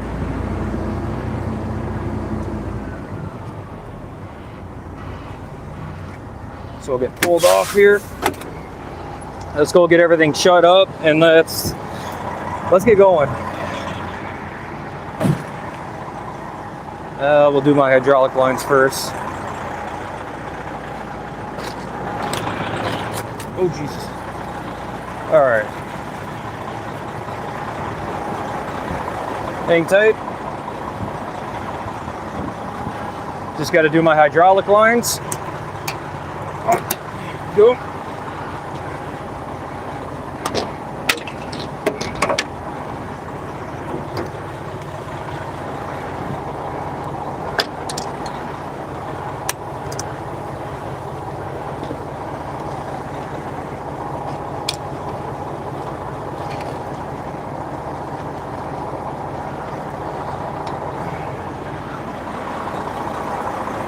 Okay, well, let's go finish this up.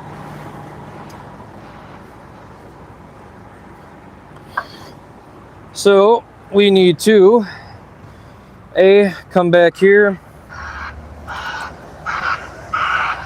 and she's empty at least.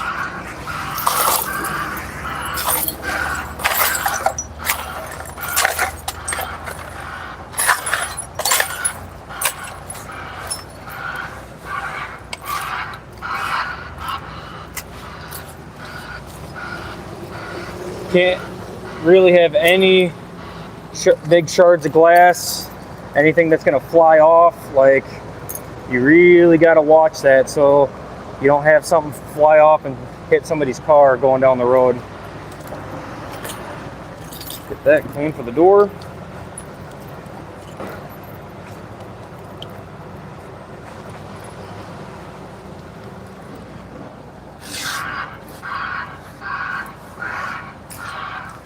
Okay. Let's get this door shut. Oh, Jesus.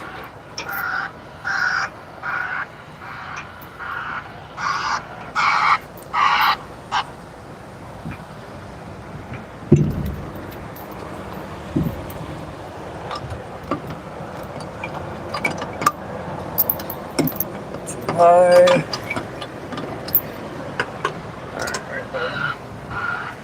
Then we're going to make this easy on ourselves.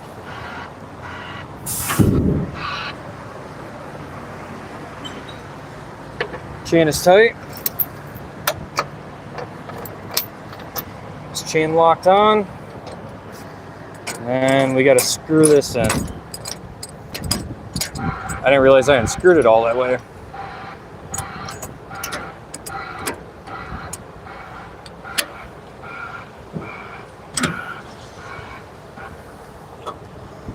Tight, locked. Axle's lifted off the ground. Hydraulic lines are done. We're good to go. So let's go play in traffic, because that's next.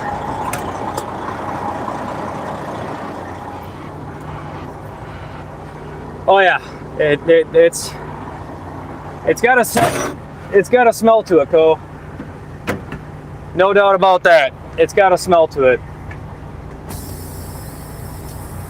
All right.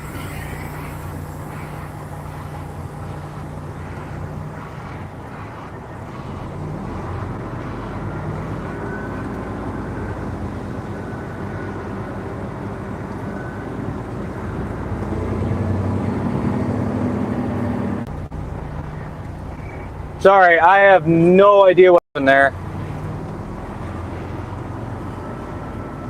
I don't know why that did that.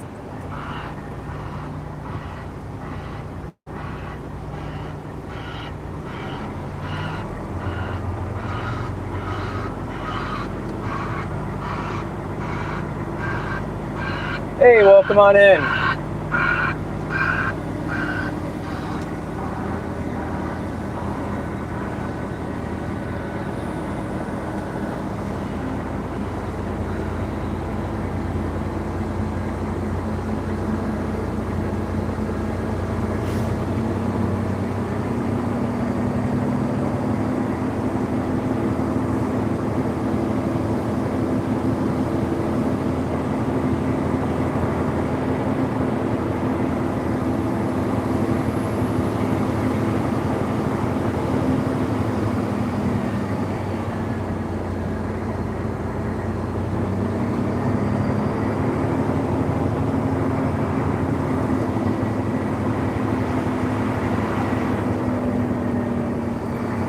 I mean, honestly, don't get me wrong. Like, the cardboard doesn't smell that bad.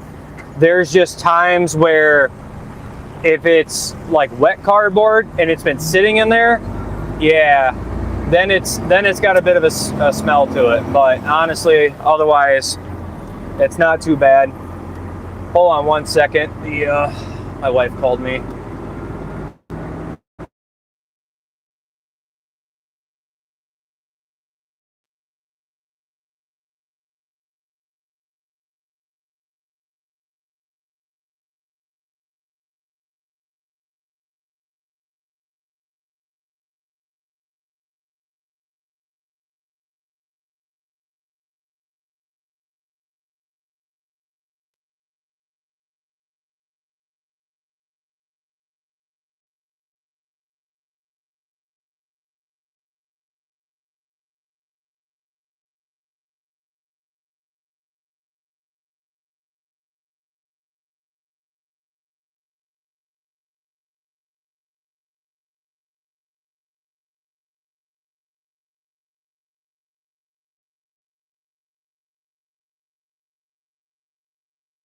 There, I'll give you a real description of what it smells like in there at times. All right, when there's wet cardboard or people, don't rinse out their milk jugs and they just throw it away. Let me give you an idea. Have you ever smelt the inside of a fish tank that's been in the summer degree heat with a dead fish in it? It's kind of like that. It's a smell that hits you and you're like, oh. But then after a while you get used to it, That's like when I used to go to the landfill all the time. That crap stank. But we're on the scale, so you guys can see. So that's my empty weight, 43,660 pounds. So we brought up in total 29,000. So we weren't too heavy coming up here, which was nice because we were able to get out. That's right. Smells like a dead carp on a Sunday morning. Yum. That's what I want on my sandwich. I'm sorry, that's wrong. That's awful. Let me get my paperwork put up here real quick. Just making sure we're coming up the scale straight. Okay.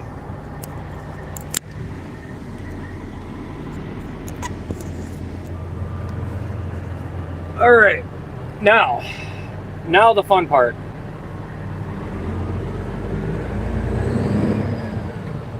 Yeah, I know.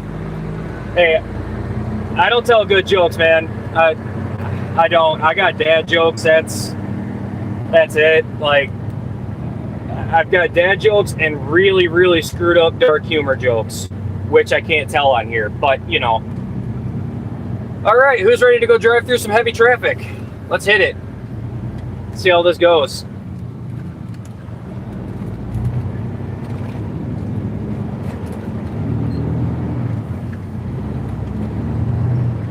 I don't know how bad it's going to be on the way back, but it probably ain't going to be very good.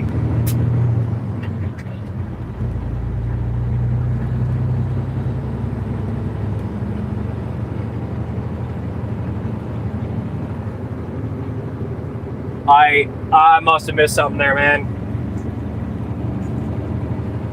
If you're talking about little glass shards, yeah. I get glass shards in my fingers from my gloves. I probably missed something in the chat.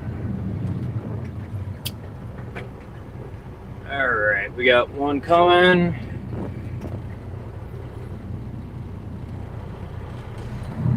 Let's go.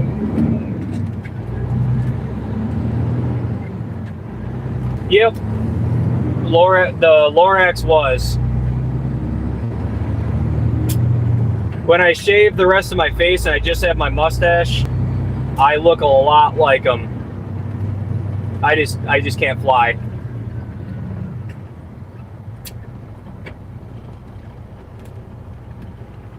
Alright.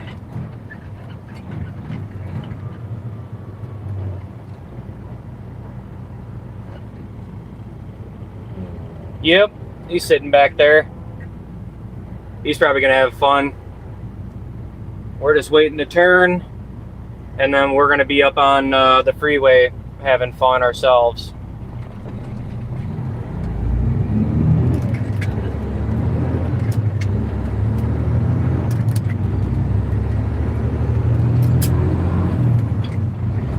I'm gonna try and grab a couple gears and disappear.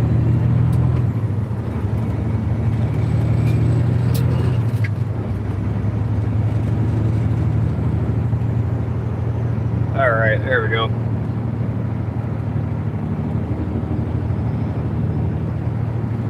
We'll see how the afternoon is going to treat us on the way out. I'm sure we're going to have a few spots we're going to get stuck and a few spots that we can actually move. But just like the way up here, everything I do is more than likely for a reason, unless I'm just that bored. Oh, speaking of being that bored, almost blew that light. Jesus, that changed fast.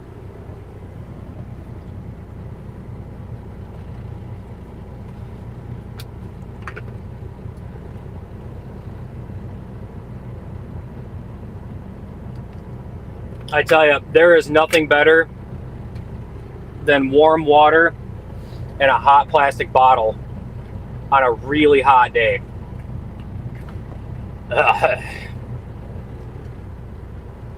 That did not kinder joy within me. What the hell's my...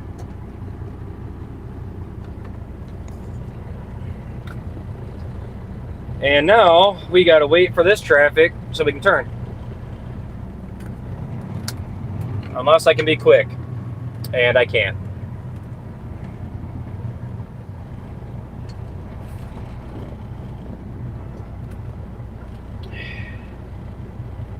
I really wish they would put a turn signal in here.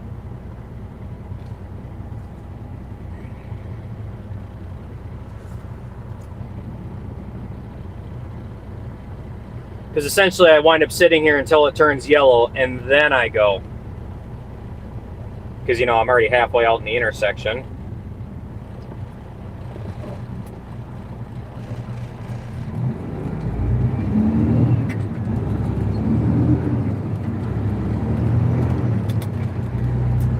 There we go.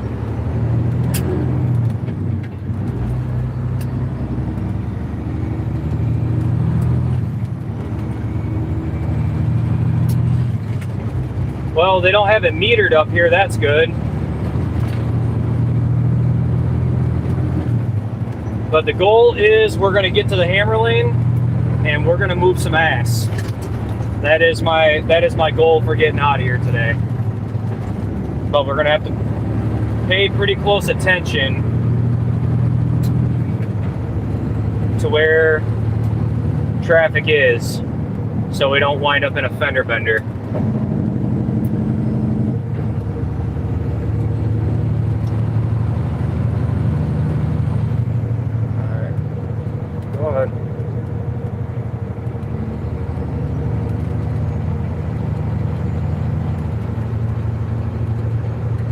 right, let's go.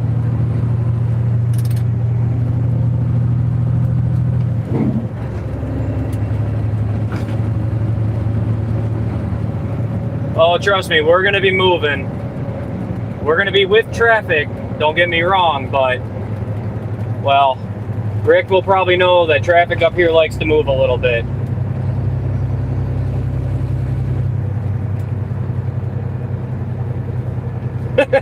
Good call.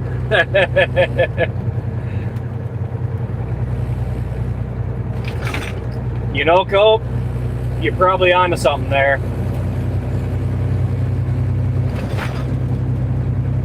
Yeah, I've got my fridge at home I need to put back in my truck.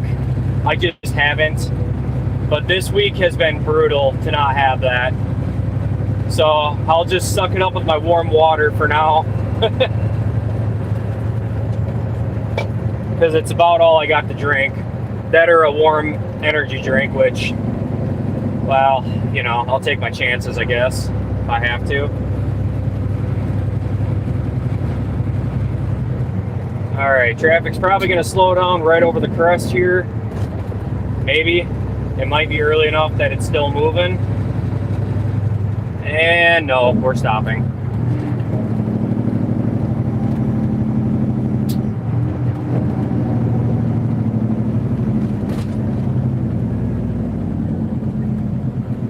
Yeah. Ah, man, I was really hoping I was going to be wrong.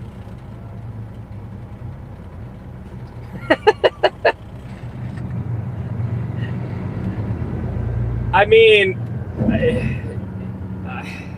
yeah, I can fix things, but I don't know, I can make it work. That's about as far as I go. It ain't picture perfect. I just wish I could fix this traffic.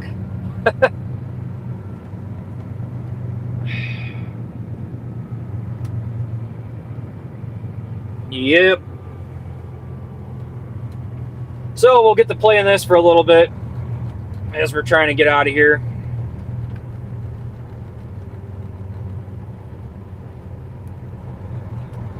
Nope, we're back in my day cab.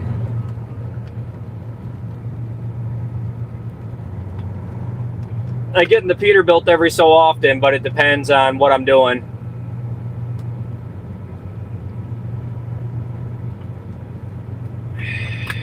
Nice. Good thing we're going slow.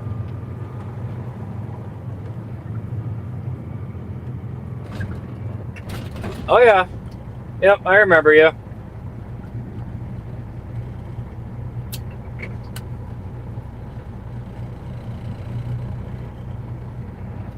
Pretty much, yeah. There's not, I mean, like the in-depth medical knowledge you have as a paramedic versus an EMT is pretty substantial. You know, you're talking a semester versus 2 years of schooling. But on the functionality of things, we actually do, we functioned in somewhat of the same capacity, except depending on the severity of the patient would depend whether it was going to be ran by the EMT or the paramedic. And then like certain hospital transfers from, you know, hospital to hospital would kind of be determined by the doctor if it needed to be at a paramedic level of care. So like running certain medications, that sort of thing. Yeah, BLS. Yeah. BLS versus ALS.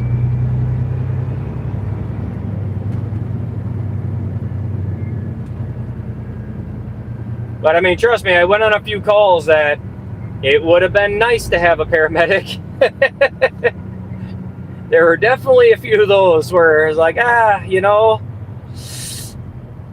probably should have a medic for this, but all right, get the job done either way.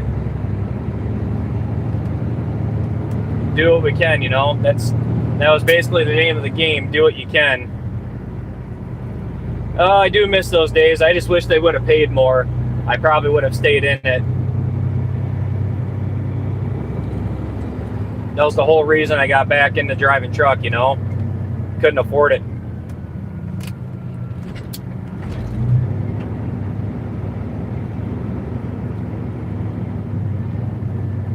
I think for...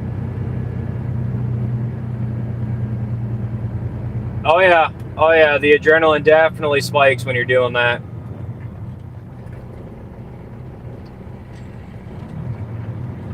Oh yeah, we just got done unloading our second load of trash, and now we're going home. We're gonna take the trailer home with us because I'm not gonna have enough time to do anything else, especially after getting out of this traffic.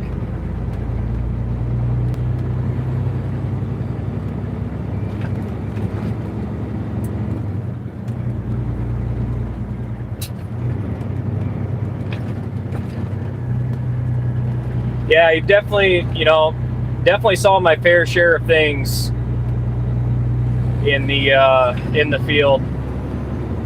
But yeah, when you get a call and it's not responsive, not breathing, yeah, your heart's pumping, your adrenaline's taking off, like, oh good Lord.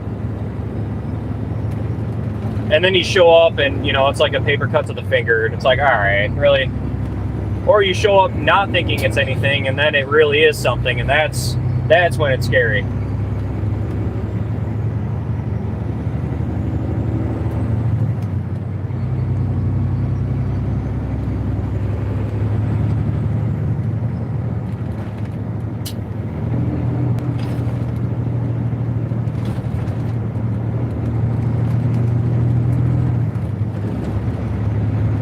But otherwise, I gotta say, the job's been pretty good. We did 2 loads today. It's just been a long day. Tomorrow's gonna be about the same.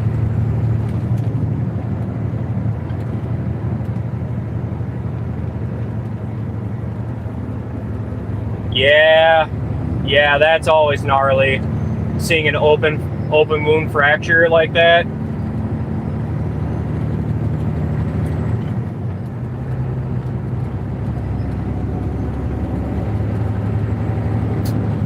I always told the medic that I was with, if I saw a bone sticking out of the skin, I had to touch it for good luck. Didn't like that idea. But I was like, hey, I'm just saying.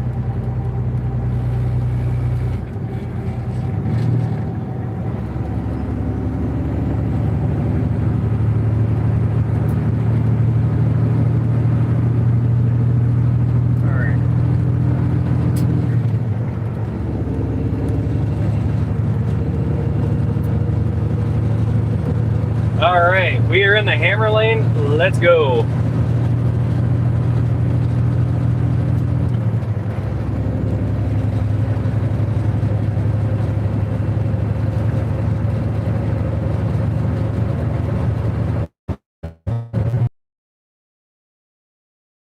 Lane in the...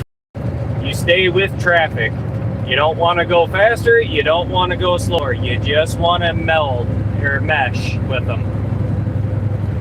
That way people aren't cutting you off and you're not gaining too much speed like this. But in a semi, if you can keep pace, keep pace. Just keep a good gap in front of you so you don't wind up hitting somebody.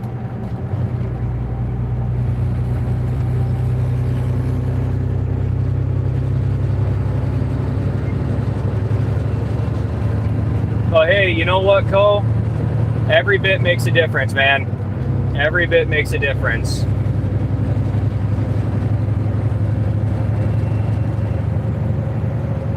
All right, let's get caught up to the person in front of us. All right, if your message was held for review, I can't read it.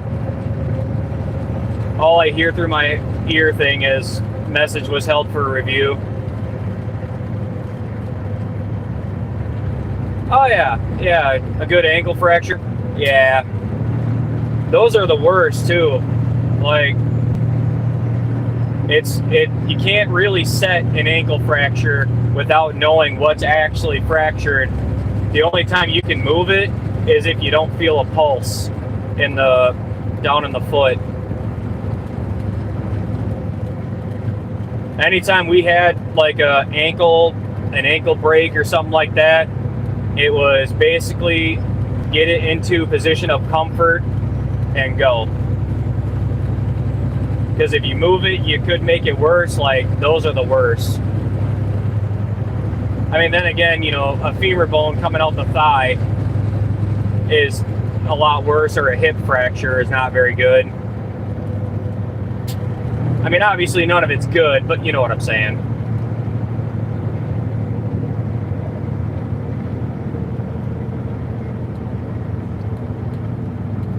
And we're going to be slowing down up here.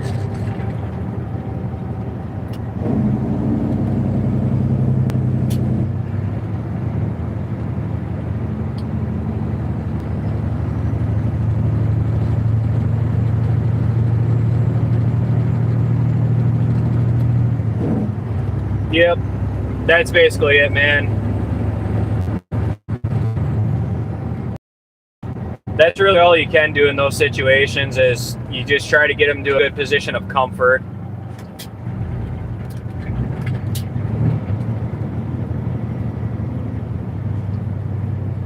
I honestly don't really have any opinions on Teslas. I mean,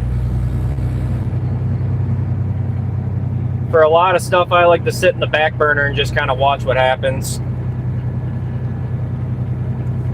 But when it really comes down to it, it's just, yeah, it's going to go the way it goes with all that stuff. Nope, we're stopping.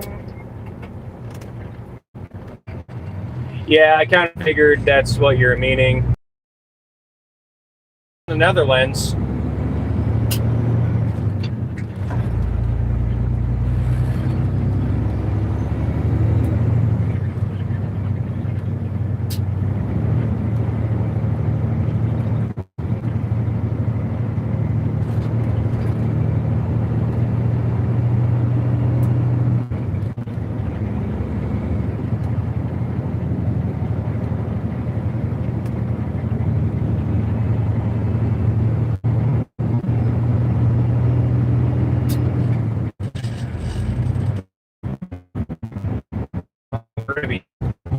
Yeah, that's unfortunately the traffic here. It's just It's just how it goes in this area. You get backed up like this.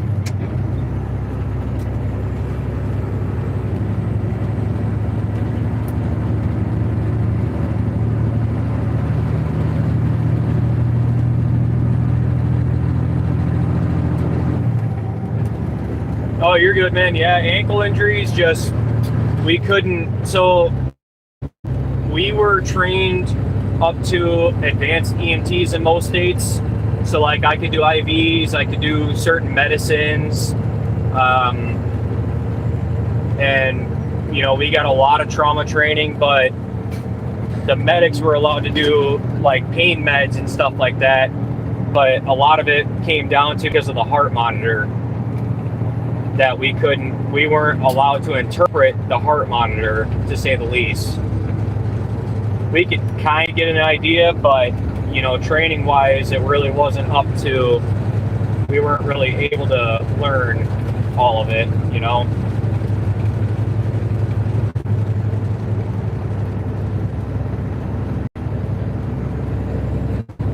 Yeah, I mean, to an extent, it depends on where you're shot, really. But, you know, say you're shot somewhere in the lungs. I mean, outside of doing like a tracheotomy, I can't do that. But I could definitely get a chest seal on you and move your ass pretty quick to the hospital. But, like, there's just certain things that I can't do. So, I mean, there's certain things that the paramedics couldn't do either, but getting shot, yeah, really just depends on where you're shot at. Like, if you were shot in the arm, that's no different than you having a massive slice to it. I would tourniquet the shit out of it and run you. Probably throw a 16 gauge needle in your other arm and start pumping fluids into you to keep your blood pressure up.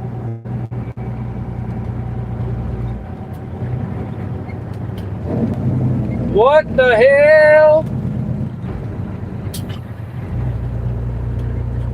Wow, I don't know why I sang that. Sorry. Oh, Lord. Okay, yeah. Yep. Yeah, spinal injuries. Yeah, that's C-collar, backboard, and then you got to generally have two people so you can roll them side to side to get them up onto a backboard, strap them in place so they don't move, monitor breathing, defibrillator. Yeah, that's throw the pads on and see if it says, hey, shock the shit out of them. Why are we slowing down again? Good Lord. I have a knife on my hip. That's all I have in here. Another reason I don't like to get into road rage. Guns generally beat knives. Unless they're within 21 feet. Then you got a 50-50.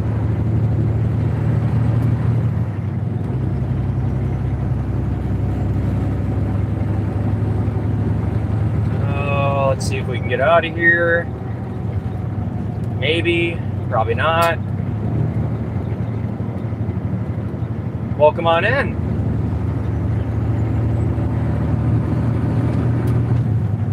I need to get some speed built up so I can get out in that hammer lane.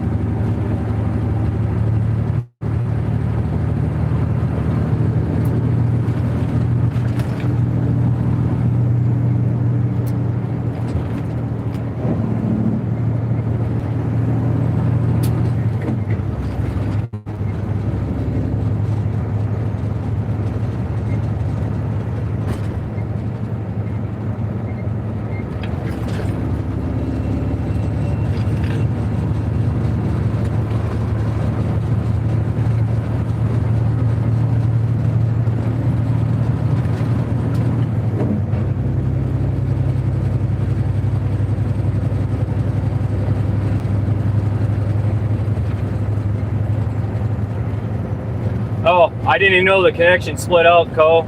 Thank you.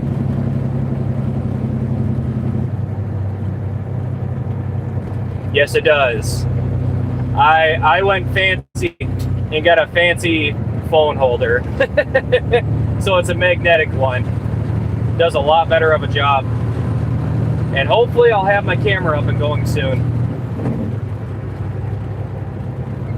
I still got to figure out the connection thing and why it won't connect to my phone, but once that's up, then we'll have a full 360 live stream, so you can actually rotate the camera inside my truck and look around while we're doing a live stream.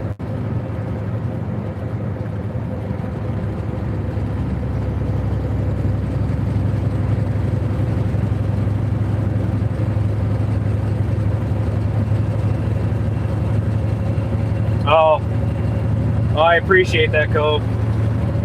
Yeah, I definitely got to look at Starlink and see if I can get this connection thing fixed. All right, we're going to jump in the slow lane. Oh, maybe not. I was going to, but not yet. I'll wait till after this merge point.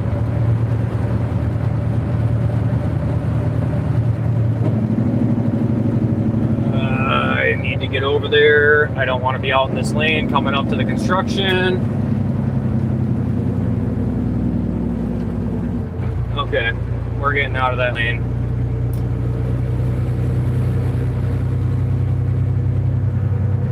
No, actually I bought it on one of my live streams because I was in the Black Peterbilt and I didn't have a phone holder with me. And I wanted to try this one, and this one worked out really well.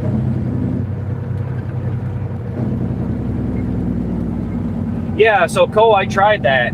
I tried that this morning, but I couldn't get it to like discover my hotspot. I'm gonna play around with it at home.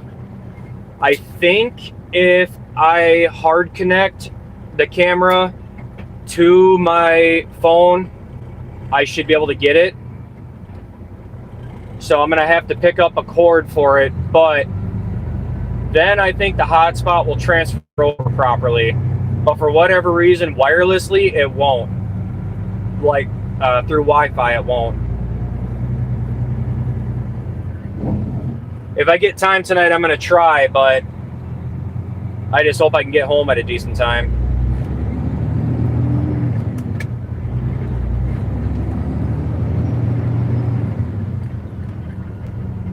I guess it depends on what you consider land. I don't own anything outside of town, if that answers.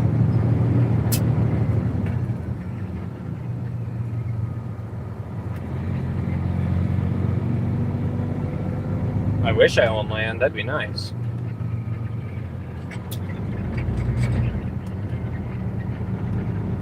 Oh, it's going to be a battle getting out of here today.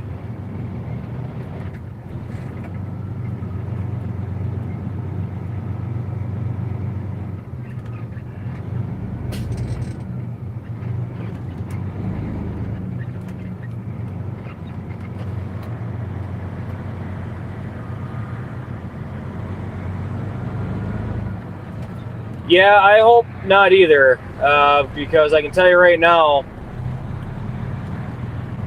that would probably suck. That Columbia doesn't have air conditioning, so I don't think they're going to put me in that one, because I kind of told them, like, yeah, I'll last about a day, and that's going to be it. Oh, look, someone put their blinker on, and I let them over.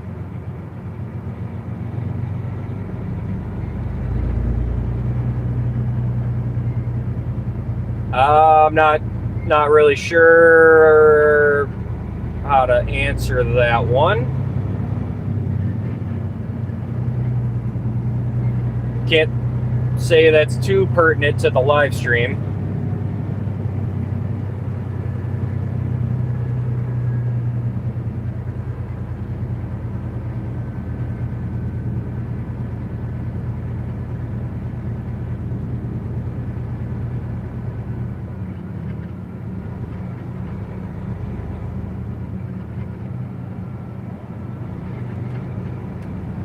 So the Columbia that we have a couple of them. I think we have a couple of them. They do actually have the Detroit engines in them, but the problem is they're older, worn out engines, so they don't have a lot to them. Like, they're not horrible trucks, but definitely not ones I'm, super keen to drive. Oh, I guess we're just going to try and squeeze up in here, huh?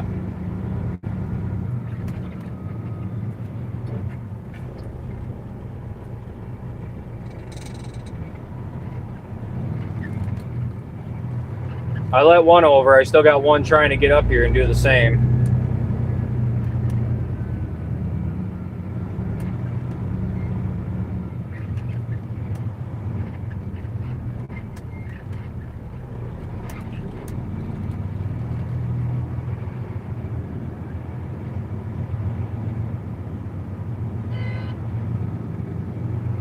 Did someone honk at me?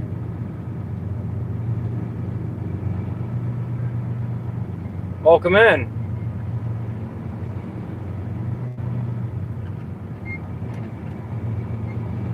I mean, the safety technology, has come a long way. It just sucks to have it in certain applications.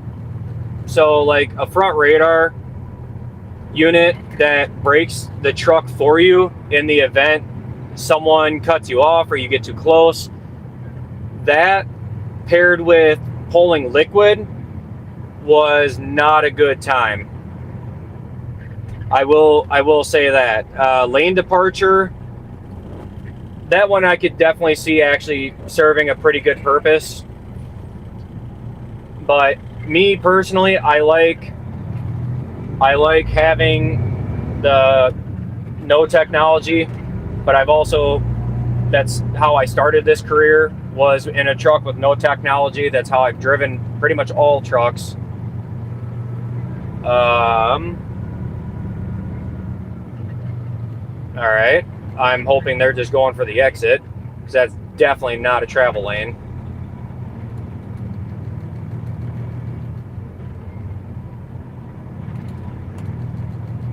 Yeah, if a big truck or a four-wheeler lets me in, I'll give them a thank you. No doubt.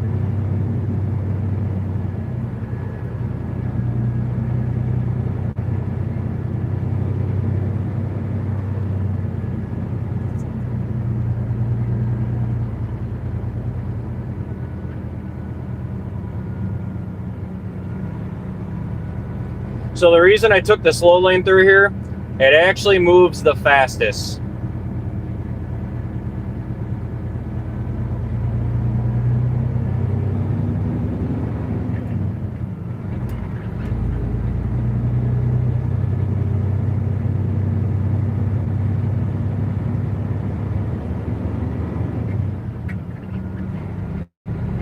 Yeah, the adaptive cruise is nice.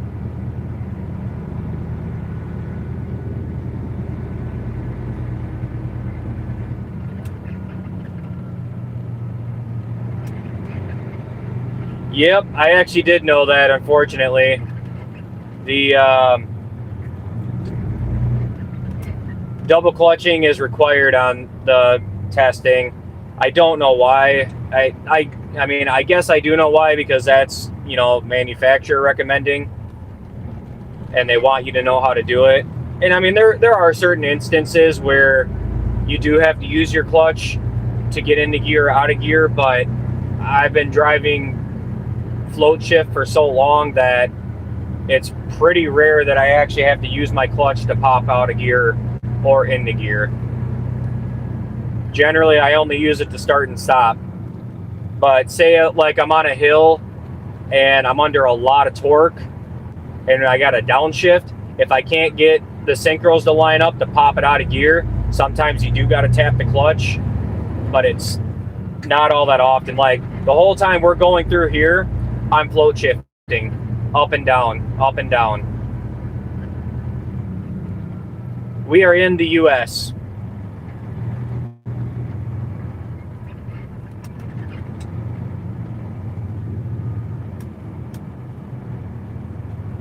So right now we're just bouncing around in the low range, pretty much going back and forth between, let's see here for a second. So we're basically back and forth between third and fourth. Honestly, I don't think I can double clutch. Like, I hate to say it, but I really don't actually know how to double clutch. That's not gonna happen, my guy. That's an odd request. There's probably plenty of live streams where you could get that, but you ain't getting it here.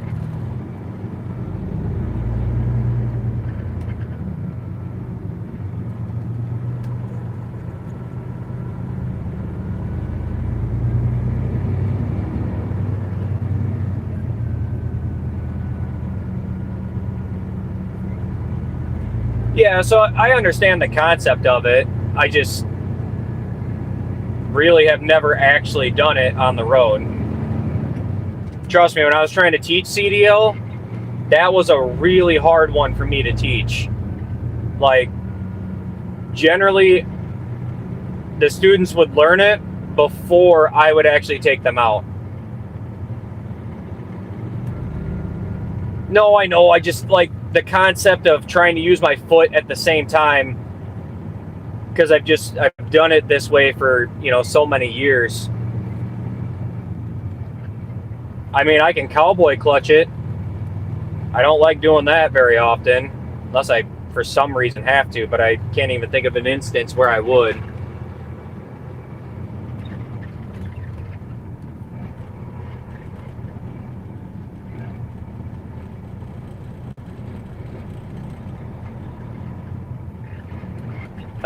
If I'm empty and I'm on flat ground, yeah, I can jump gears.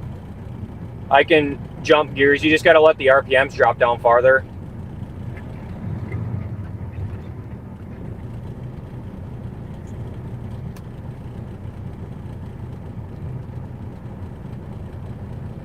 But yeah, say I'm in, you know, say I'm in fifth gear and I'm going to jump to seventh. I would ride my fifth gear up to about 1800 RPM, and then I would flip my, you know, high range lever, and I'd shoot up into seventh while the RPMs were still dropping, but they'd have to drop down probably to around 1,000 before I could do it, instead of, you know, going fifth to sixth where it drops down to 11. What? I know the buses can drive on the shoulders up here, but there's also a lot of signs and stuff on the shoulders, so that doesn't really work.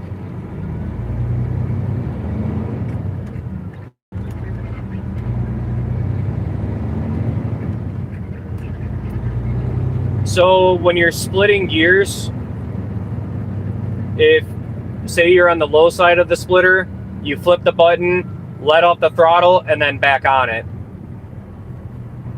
And then that'll drop your RPMs down, and you've essentially jumped, you know, half a gear, however you want to call it.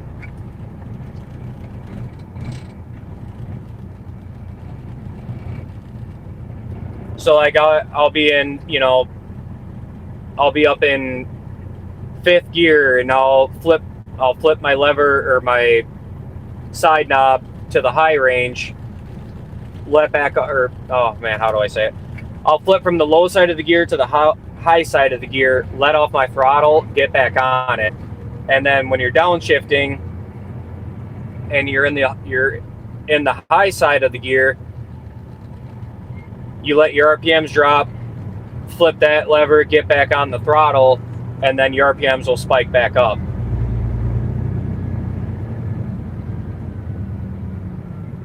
Once you've done it for so long, you don't even have to know what gear you're actually in to do it. Oh yeah, you can do that too. Yeah, you can totally do that too. You can pull it out in neutral, flip it. We just always teach to leave it in gear. But again, if somebody's been doing it long enough and they know how to do it, then it don't matter to me.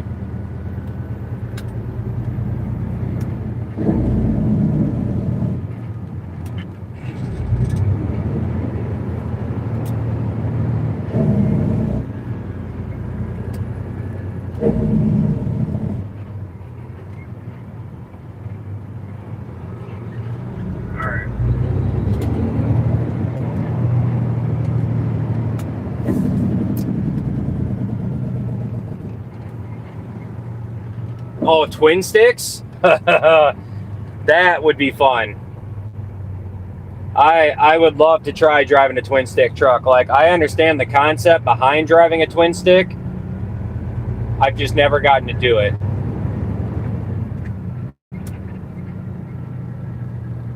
Too young to actually get into any trucks that were doing that.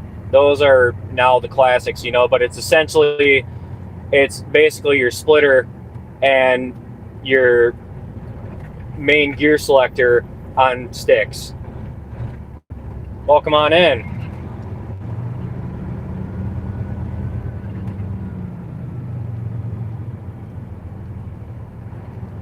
I will have to do that when we're not in traffic.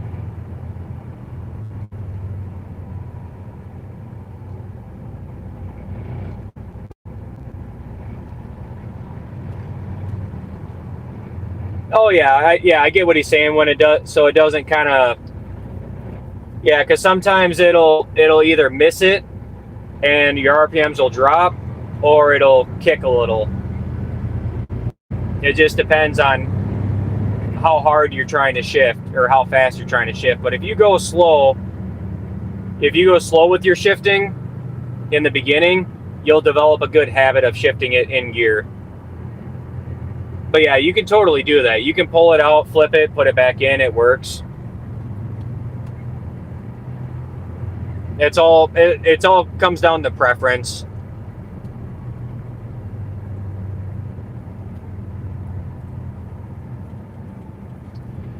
Yeah, this is the fun of trying to get through this kind of traffic at, you know, the afternoon time.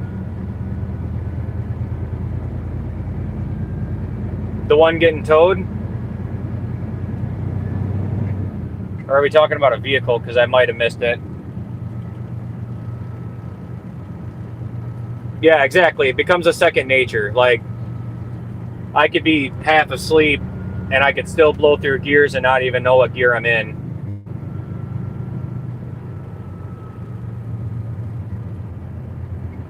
Plus, unless you know how to drive a 13 speed, I have a different shift knob on my truck. so you can't even tell what gear it's actually in without knowing.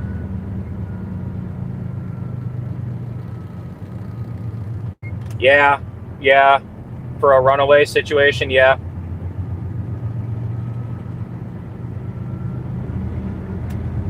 Oh yeah, I saw him out in the hammer lane there. Couldn't get that good of a look at it. Trying to make sure nobody's running up the shoulder to cut me off.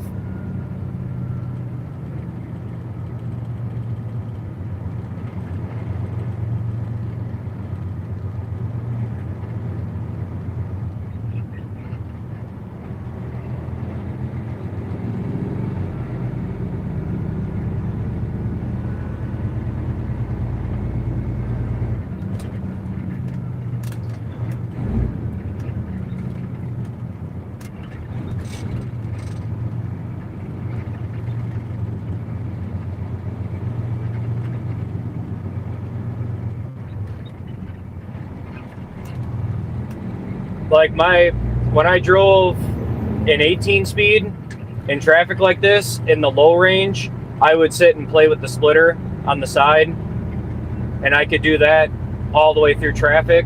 With the 13 speed, I'm basically bouncing back and forth between high and low range.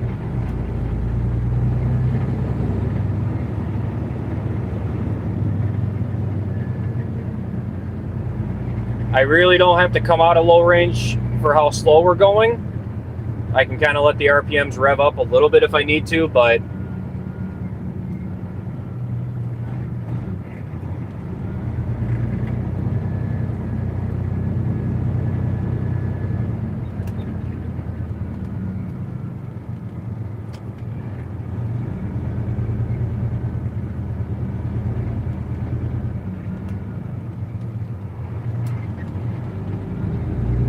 oh boy, yeah, we're gonna be stuck here for a second.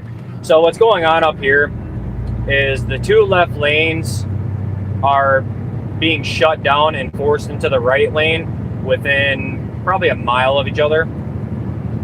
And at this time of the day with this much traffic, that's kind of what causes the heavy backup. Yep, this has got an Eaton Fuller in it for a transmission.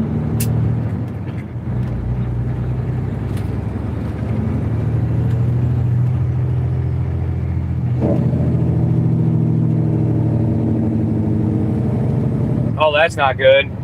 Somebody's car is dead on the interstate right there. That's not good. I can't even pull over to help them.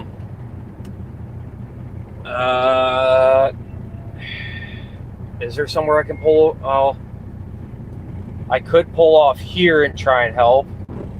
Oh no, somebody stopped there.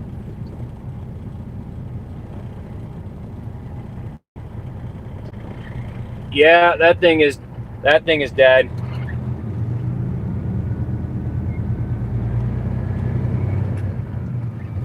I can't run back through this traffic. If I were to pull over and try to get across these lanes, I'd get hit by a car.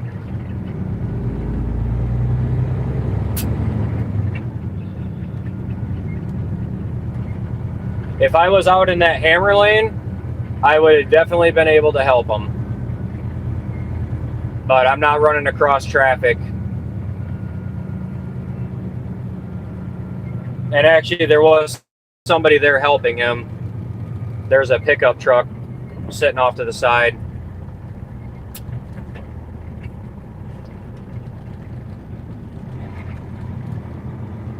Welcome on in.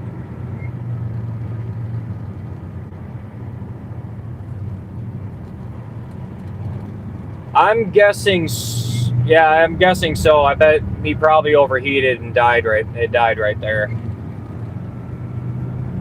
It is warm. It's definitely warm up here.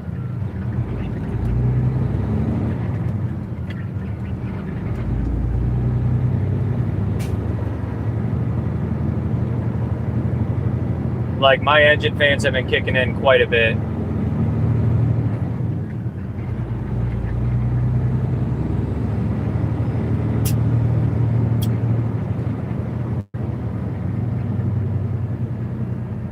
But there's times that, if there's something in the road and I can get out and grab it, I will. It's just heavy traffic like this and trying to get across this traffic on foot probably wouldn't go well. Oh yeah, I've had a car overheat before.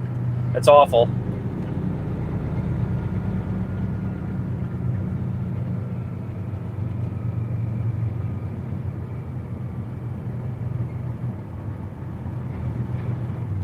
Yeah, look, there goes a cop right there.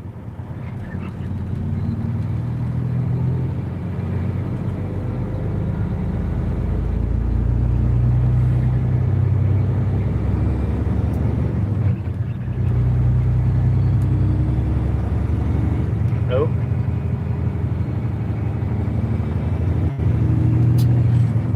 Yeah, it's supposed to be brutal this week. I'm not looking forward to it. Not even gonna lie, I'm not looking forward to it.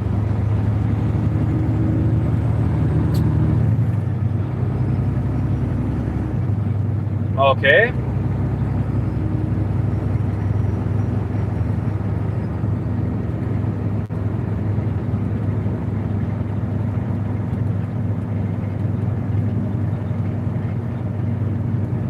It's gonna be warm.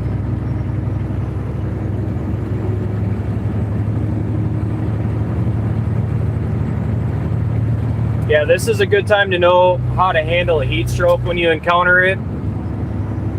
Like how to treat one, because a lot of people think that the colder the water that you put on them, the better. That's actually not true. You don't want to stick ice water on somebody who's in a heat stroke. You could actually send their body into shock if you do that. So generally you want to cool them down with cold, but more room temperature, if that makes sense. I guess it depends on the severity of it. Get them out of the heat, get them in the shade, get them into a colder environment. Just don't go splashing ice water on them. Colder water, sure, but like ice cold, you'll plummet their body temp pretty fast, but their body might have a hard reaction with that.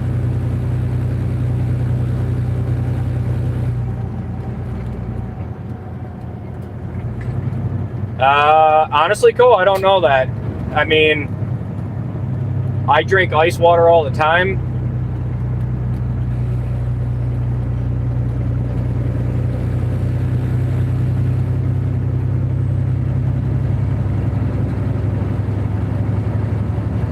Yeah,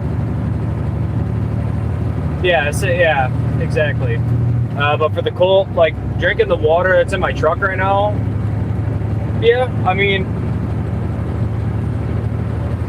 I guess if I were really warm and tried to drink cold water, like if I was actually having a heat stroke or, some sort of heat emergency and I tried to chug ice water, yeah, it probably wouldn't be the greatest. It might feel great, but I guess it's hard to say. Usually when somebody's like actually having a heat stroke, they're generally not conscious enough to drink fluids. If they're having like heat cramps, yeah, warm, cold water is probably fine. I just would be careful. They change the rules on that stuff all the time, so it's kind of hard to say if anything has changed with handling those emergencies.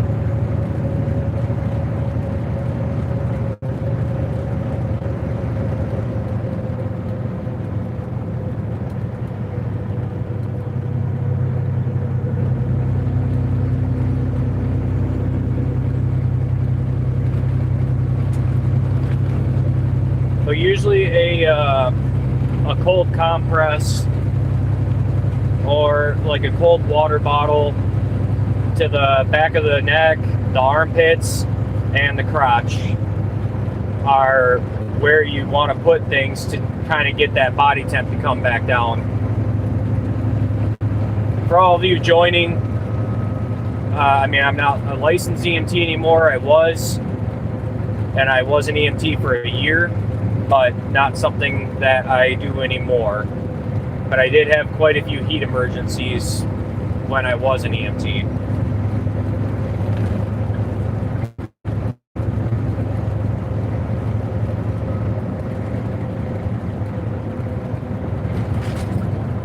Ah, okay, yeah.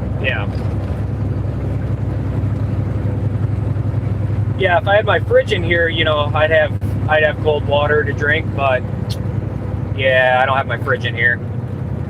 So, room temp water it is.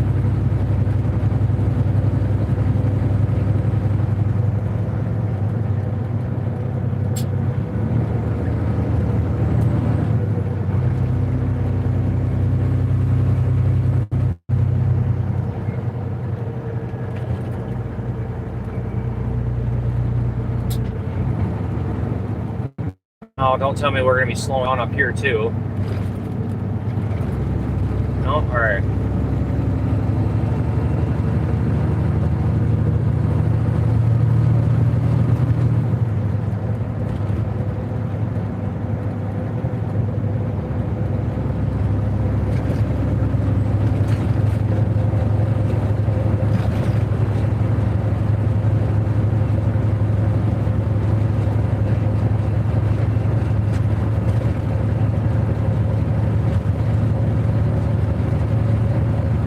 Yeah.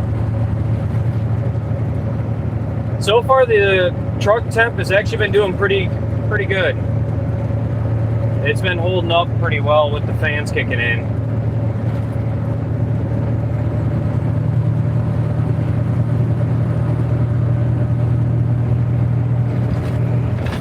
Oh boy.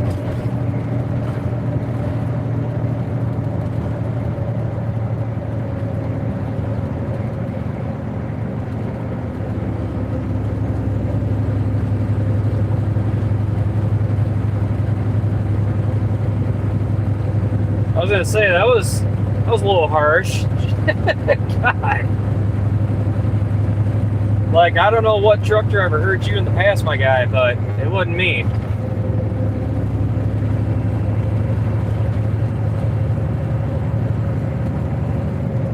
Nope, that's completely fine, Cole. Yeah, that was a little uncalled for.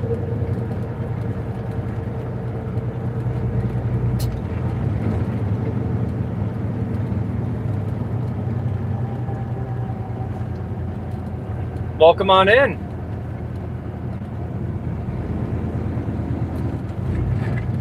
Like, yeah, this isn't the most exhilarating truck, you know, the most exhilarating job in the world. Don't get me wrong, but I'd rather make what I make right now than minimum wage.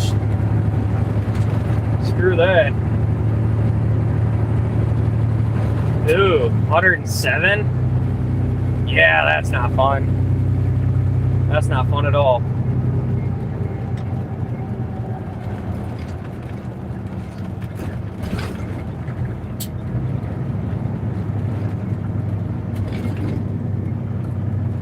Man, there's a lot going on up here. Well, we're just trying to make it south right now. Just trying to get south.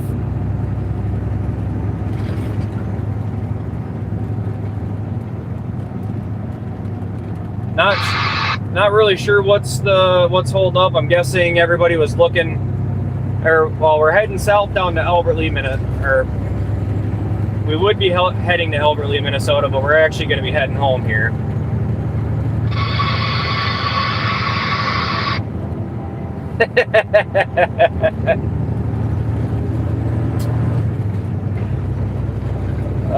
I appreciate you, Cole. Man, do I appreciate you. That's why I can't wait to get your hat sent out to you.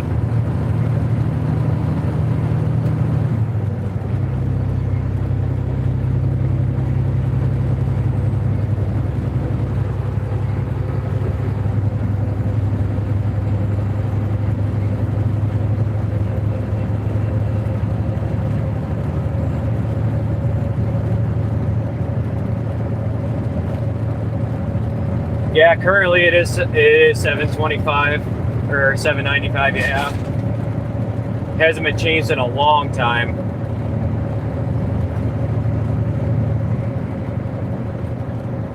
Okay, so you're in truck driving school now, trying to get through it.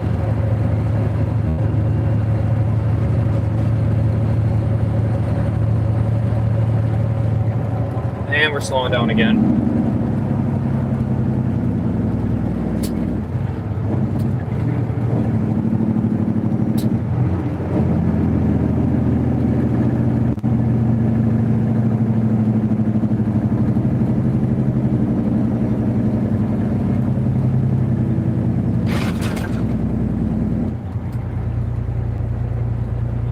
Very nice. Okay. Yep. You're not far off then. I mean, there's not actually like an hour requirement for it, but yeah, the more experience you can get while you're in school and then get out, golden. I'm glad to hear that. It's a pain learning. But I tell you, before I started teaching CDL, there was so much I didn't know, and I've been driving for a while. So the fact that I came, I got done with, all right, went and taught as a CDL instructor, and I just started learning such a large wealth of knowledge. It blew me away how much crap that I didn't actually know.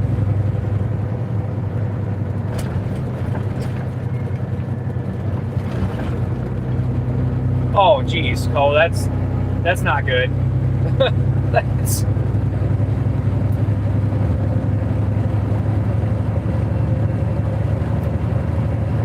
yeah, I was reading something about that too. It's terrible that it's not higher. Oh, but welcome on in. Also, I'm happy to hear that you're thinking end of July. That's great. I'm excited for you.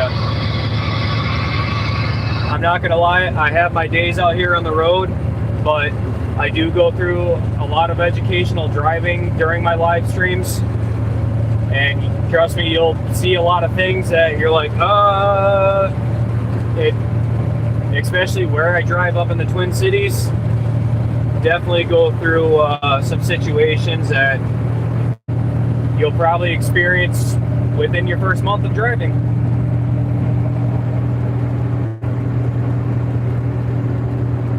We are currently southbound here in Minnesota, making our way down to Albert Lea and then over to home. Very nice. That's tough. That's really tough to learn it. Like, it was hard to teach it from the passenger seat, but learning it's a whole different animal to learn the gear pattern, and then at the same time you're looking out the windows, you're looking at the mirrors, you're checking where your vehicle's at. Like, so when I had students that were struggling with shifting, I would teach them how to float shift so they could get the gear pattern down, and then the double clutch. And it was simply to eliminate having to remember the gear pattern, because once you get the gear pattern down and you can float shift, then you can incorporate the clutch, and it's a lot easier to work with. As to if they'll teach you that, I don't know, because everywhere is different. It was just my way of doing it, because when I first started driving truck, I never learned how to double clutch. Minnesota, we were, I think, 90 degrees, but our humidity has also gone down. So you could potentially ask your instructor if they would be willing to teach you how to float shift and then how to double clutch. Some students, they found it a lot easier that way.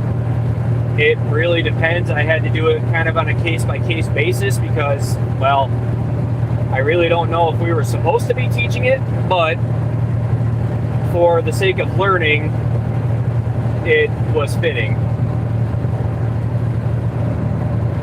You just can't do it on a test.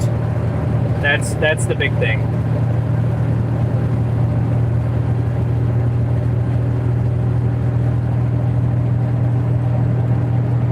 Yeah, you guys are probably getting all the humidity that we had here yesterday because it was about that hot here.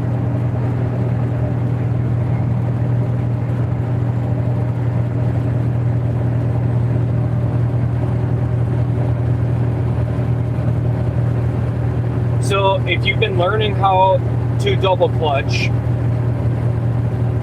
look up videos on how to float shift. Oh, you do? Okay. All right. There you go.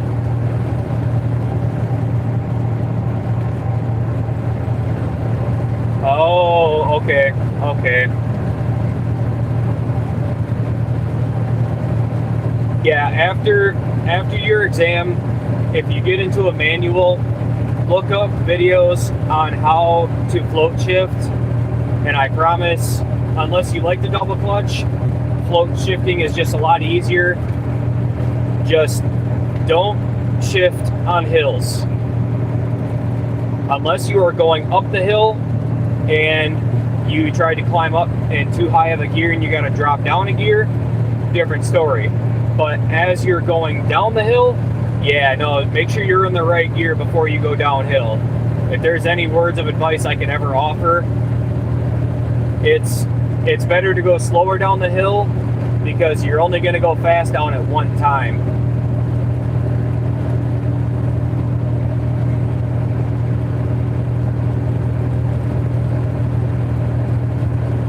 Honestly, I'm sure there's quite a few people that have probably lost their lives to the heat, unfortunately, because it's going to target children and older people. You know, that's usually the demographic that gets hit the worst with it.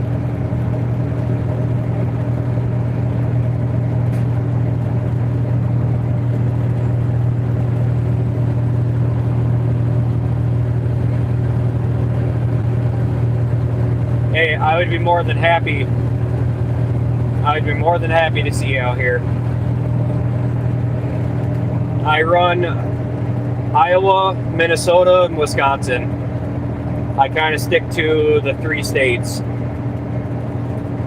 Yeah, if you're ever looking for it, I've been saying it forever, but I still have more educational videos to make as I'm doing this job. The ones that I really haven't gotten to do has been hills. So maybe I will do a video about that coming up. If I can get a run going to Wisconsin again, I'll do a video about going down hills. Going up them, I mean, really, if you go to shift and you miss your gear, throw your hazards on, come to a stop, put it in granny low, and then you're just going to have to be easy on the clutch. If you can get it back in gear before you slow down too fast, perfect. Stay in that gear, keep your RPMs at a steady range, don't overheat the truck by, high revving them. I do have, I could do one starting on a hill. Yeah, I could easily do one starting on a hill. I do have some live streams that should be up from when I was driving over the winter on some pretty heavy ice and snow.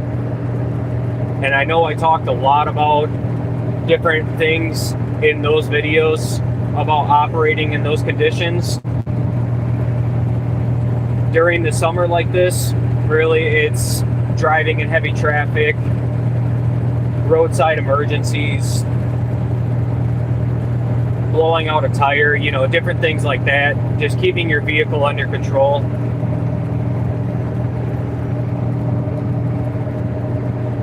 Driver fatigue is probably one I really need to touch on more, especially with how I used to drive in the past, where I would run, you know, 44 to 5,000 miles in a week.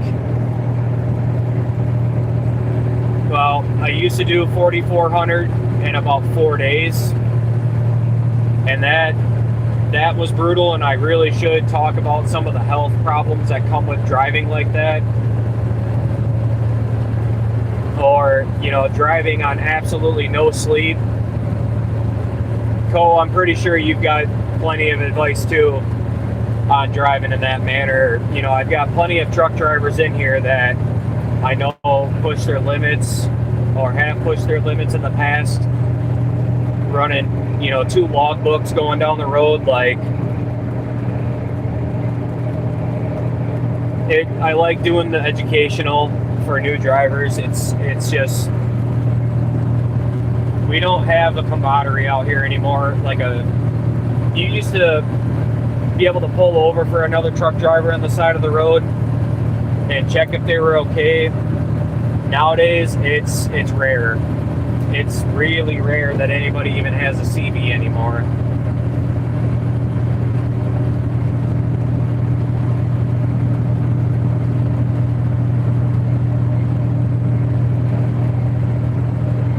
Welcome on in.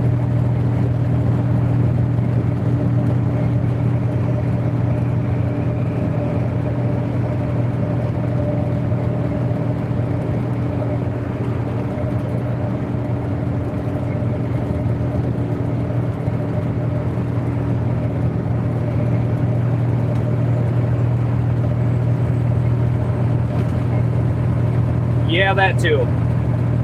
Yeah, that's really what it's kind of come down to, and it's hard to find good drivers.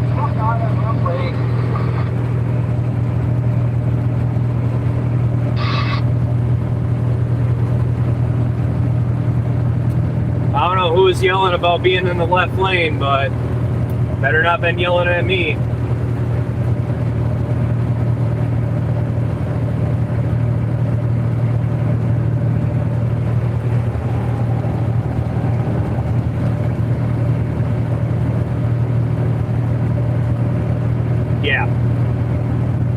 Yeah, you really got to watch yourself out here. That's one of the other reasons I do live streams. I got a camera on the windshield, but it's also simply for that fact of people, you know, cutting me off. If they try to brake check me, screw with me, then I'm pretty well set up and established in here that it's like, yeah, you can say everything you want to, but you know, you're just filing a false report at that point.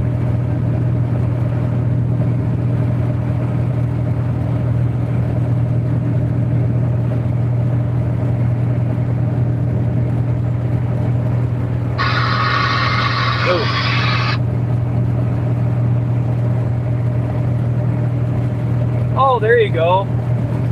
So I have driven a dump truck once now, and I actually did a live stream on it. The biggest difference I found with driving a loaded dump truck was stopping. Like, I didn't realize how much it actually takes to stop a loaded dump truck versus a loaded semi. It's really weird, and I'm sure somebody out there can explain it better, but that was the biggest thing that I noticed when I had like 21 ton in the back, was coming up to a stop. I actually overshot the stop, and I didn't even, like, I was kind of blown away that I couldn't stop that fast with it.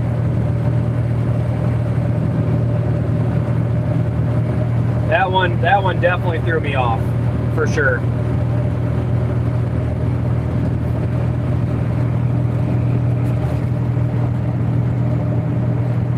Trevor, you got it.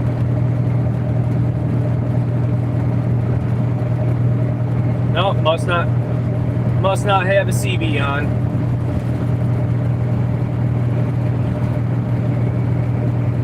Yeah, you're not kidding.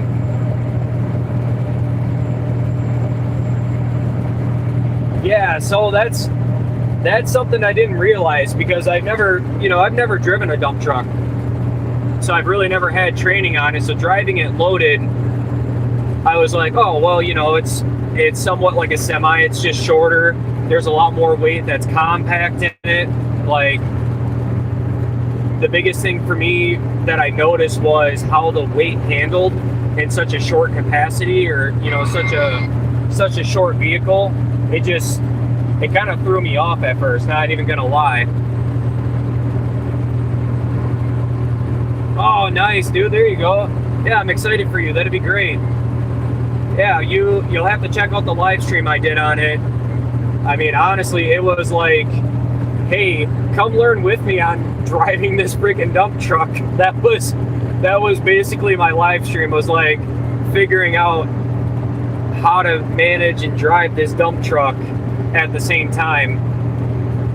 But it wasn't hard to pick up, but for having the experience I do doing this, I was able to transfer a lot of it over to a dump truck. And I learned, kind of quickly on how to keep it under control, but, I'm sure there's pointers that I could definitely use. It probably wouldn't have been bad to actually be in the truck with somebody that's been doing it for a while, just to get a better feel for managing it, like on turns, or, well, stopping for sure, or dumping. Because knowing my luck, if I would have had it cockeyed or on a slope and I tried to dump, I probably would have tipped it over. Like, that could definitely have been a outcome. So I tried to keep it pretty easy when I was dumping. Like, I tried to keep it on very flat, level ground, just to avoid that being a possibility. I tried not to overload it. So 21 ton was, I think, the absolute max that I could put back there. So I was still, 73,000, 74,000 pounds.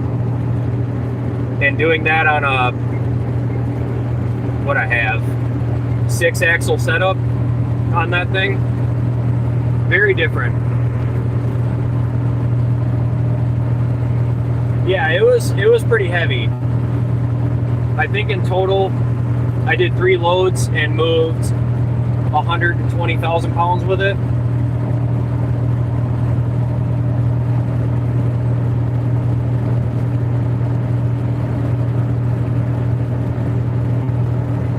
Oh, yeah, shit. I should have reached out to you, Co. I should have reached out for pointers. Well, shit. Now I know that. Yeah, you would have been a great one to reach out for on that.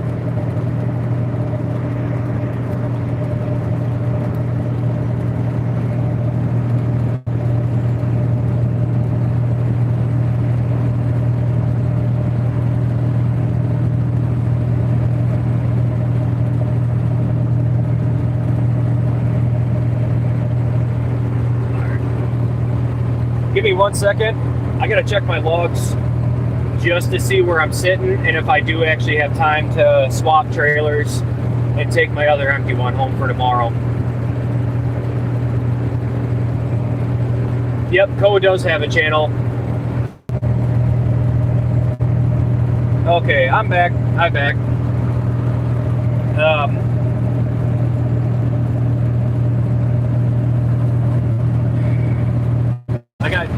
I got 2 hours left. I've got 2 hours left of my drive time. So, man, it's gonna be tight. What time even is it? It's already 5:30.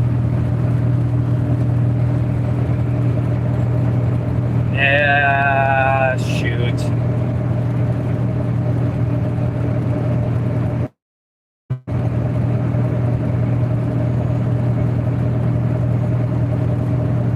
me think. I gotta think here for a second. My Faribault. That's 30 minutes. Yeah, go ahead, man. I'm just trying to, boy.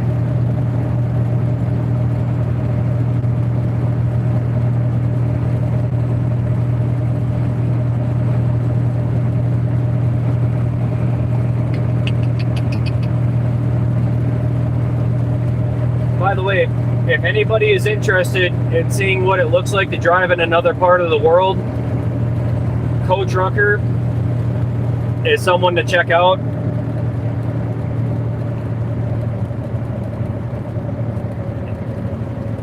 Like, the different equipment that he drives versus what we drive in America is pretty cool to get to see the differences, honestly. And I believe Co is now starting to do live streams as well, so he'd be a great one to check out and drive with sometime.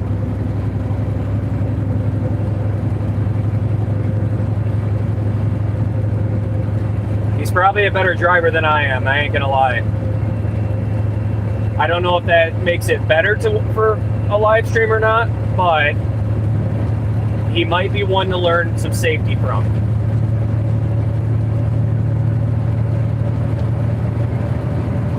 Welcome back.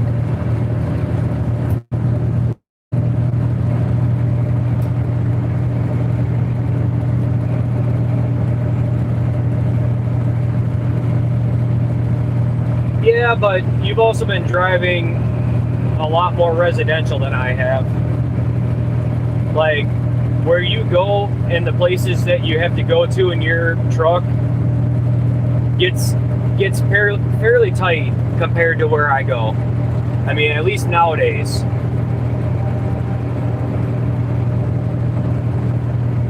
Plus, it's always cool to check out, like, getting to watch your truck try to fit through a residential area. It takes me back. It takes me back to trying to drive oversized loads.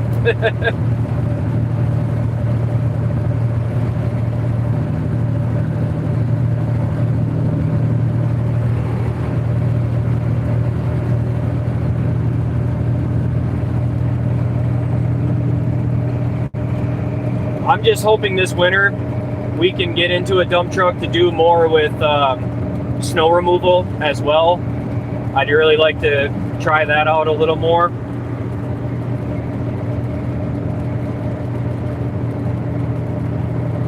I don't know if that'll happen or not, but it would be pretty neat.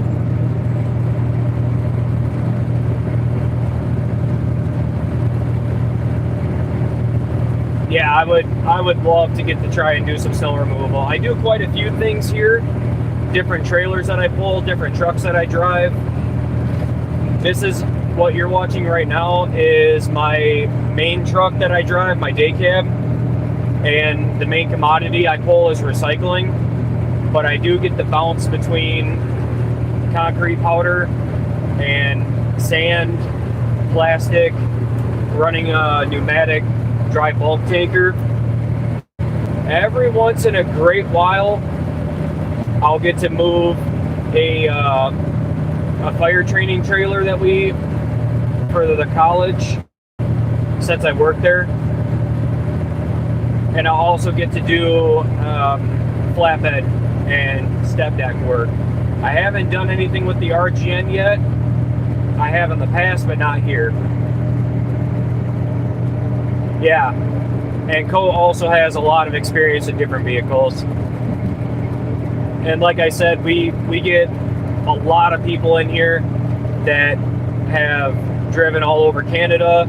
I've got a few drivers in here that have over 5 million miles. Like, we get a very, very large mix of people that come into these chats that have just a lot of knowledge on different things.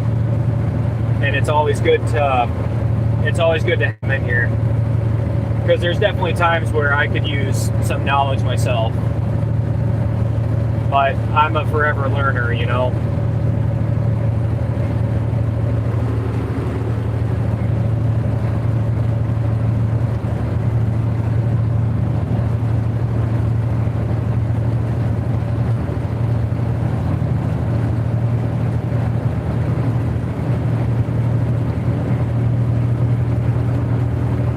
when I started out driving semi, I was pulling milk for farms in a smoothbore tanker. I've pulled everything from specialized stretch trailers to an RGN to oversized loads to hazmat tanker. So I've bounced around quite a bit in the different commodities that I've pulled. I'm now in a year doing a walking floor trailer like this and doing concrete powder.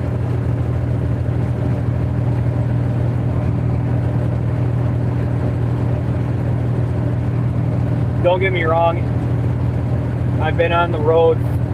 I was over the road for 3 years. I've been driving for about 9. Come next year, come towards the end of next year, I'll finally be up to about 1 million miles. Tanker's a very interesting one. I should get a couple of my buddies in here that pull hazmat tanker right now. They would be phenomenal for helping you study with that, or question wise. The biggest thing about tankers is slosh. Having the trailer kick. If you really want to see like what it's doing inside your tanker, if you're pulling a smoothbore, take a half-empty water bottle, tip it on its side, and then just kind of jolt it forward once.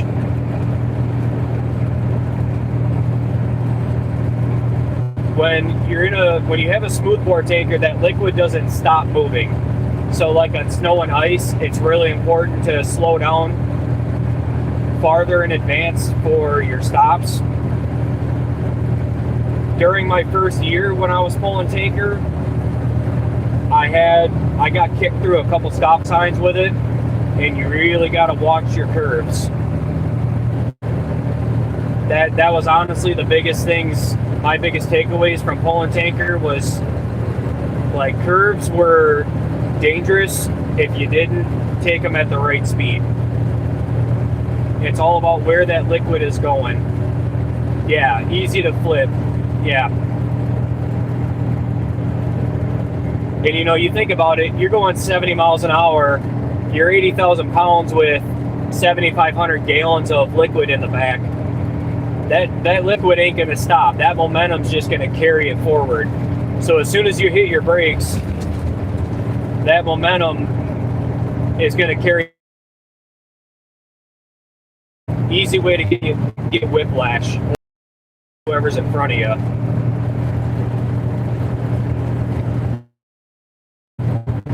If I remember my tanker endorsement,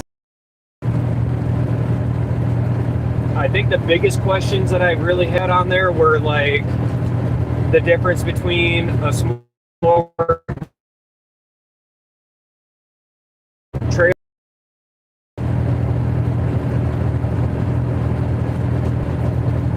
Ooh, yeah. Yeah, that's not a good time. But if I remember right, a lot of it was like braking distances, managing the tanker on like snow and ice, stopping distances on snow and ice, and really where that liquid's going.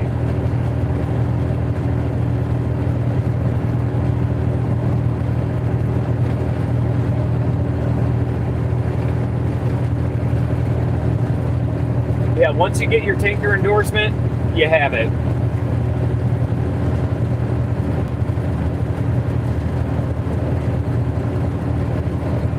Yeah, yep.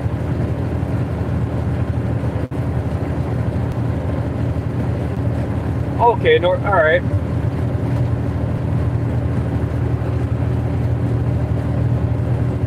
Yeah, I'm coming down that way, honestly.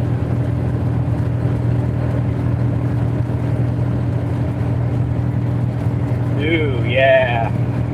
Yeah, 10,000 gallons of fuel. That's a lot of weight. That's a lot of weight. But then again, yeah, if you're running a B train, I'm sure he was able to go up to about 100,000.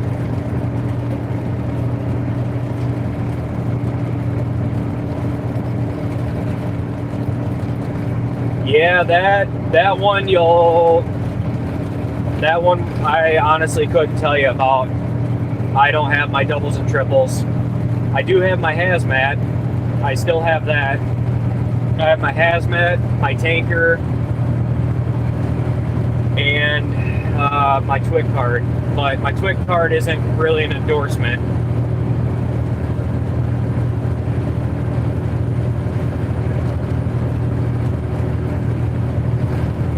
Yeah, 10,000 gallons of fuel, that's... God, how heavy is that? 9,500 on a truck here is probably pushing, you know, close to 90,000 pounds. Oh, nice.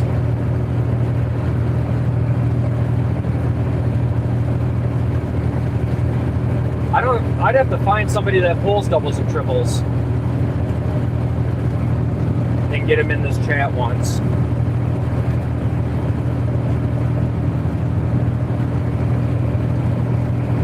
I guess it really comes down to, like, if you don't get it now, it's not a big deal, because you can always go back and get it later on. Like, once you're out of school, you have your CDL, all you have to do for your endorsement is just go into the DMV, unless it's different in Arkansas. But like, federally speaking, if I wanted to go in right now and get my doubles and triples, I would have to study for the test and then go in and take it, and then they would just reissue me my license with my doubles and triples.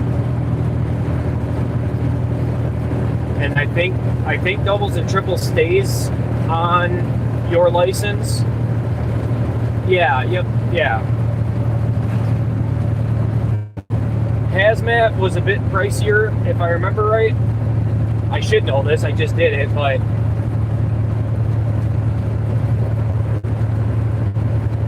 I can't remember what I wound up paying for my hazmat license to get that on my endorsement.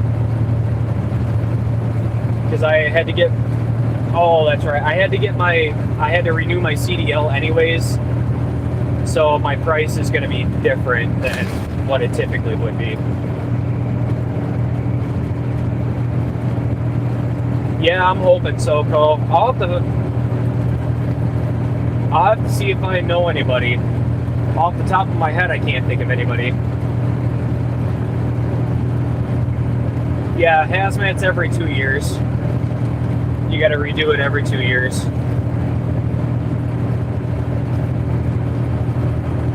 And I'll probably wind up keeping up on mine.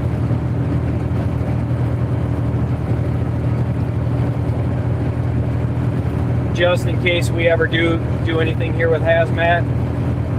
It's just another endorsement to have, essentially.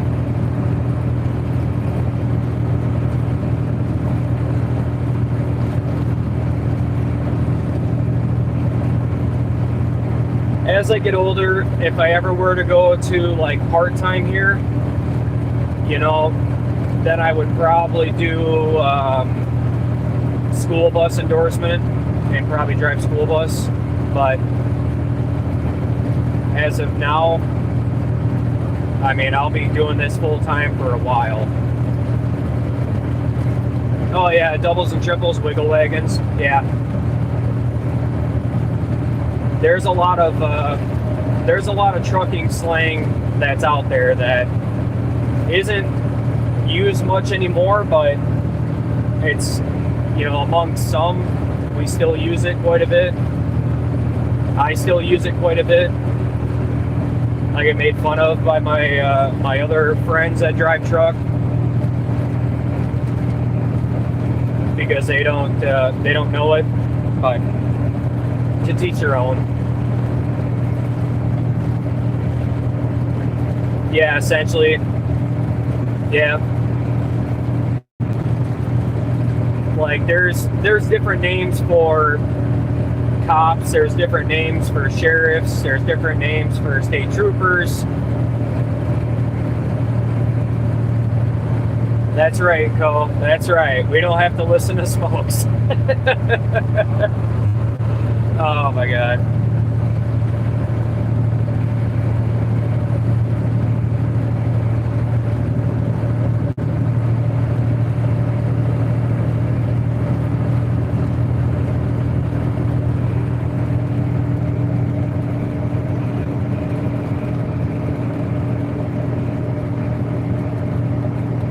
Oh, we're almost there. We're not too far from home right now.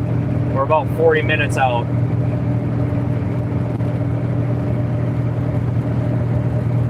Oh, that's his nickname.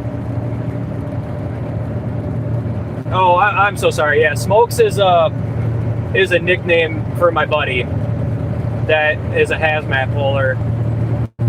Me and him have been driving about the same amount of years. And he's been driving hazmat pretty much all of it. Yeah, he's good. He's good shit. I like getting him in here.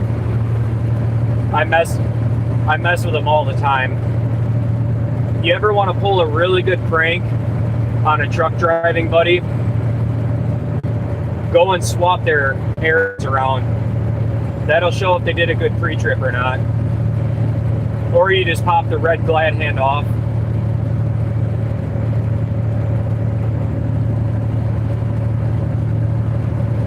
Just don't ever pull their kingpin. That's not a good one to do. Don't pull the kingpin. But yeah, you ever want to mess with a truck buddy? You just go flop their airlines around.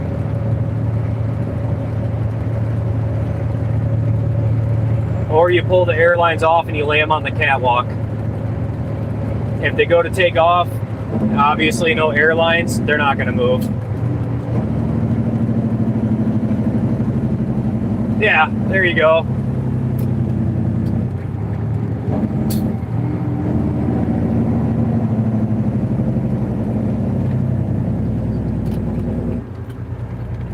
Yeah, I can't. How do I put it?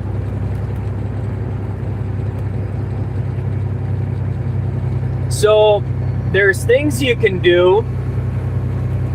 I can't tell you that you should ever do it. I guess the best way to do it without causing damage to another driver, because yeah, people will pull each other's fifth wheel pins. I strongly disagree with doing that. I can understand why. A really easy way to do it that'll only cost you $0.25 is you pop off the red glad hand and you put $0.25 in there and put it back on. It'll block the air. So one, it'll teach them a lesson for sleeping in a fuel island. Two, it won't cause any damage to their vehicle.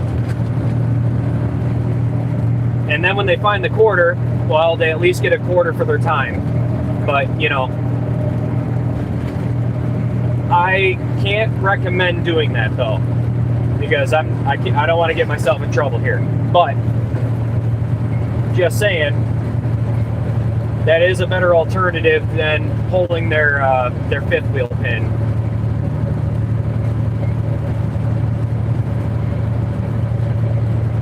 Welcome on in.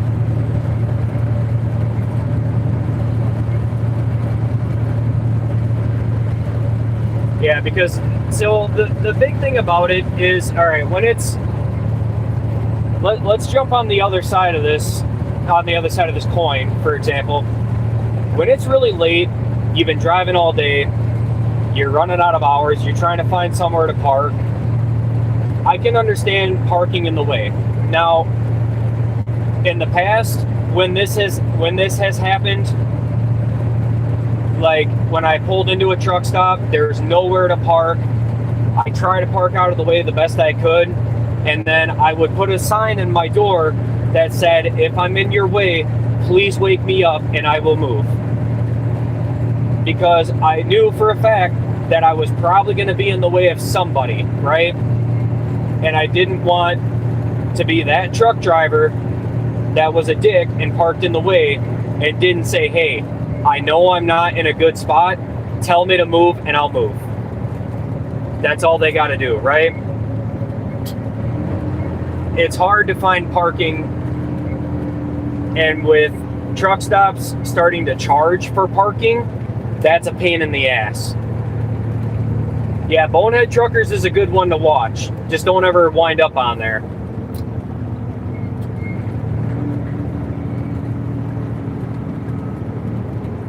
Oh, drill the fuel tanks? Jesus. Yeah, that's some next level right there.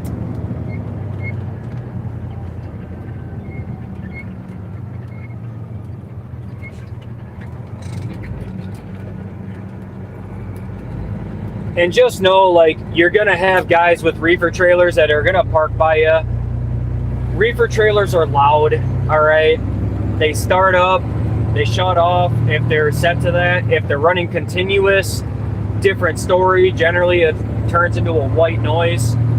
But don't be the truck driver that goes out and shuts them off, because that's a horrible thing to do, all right?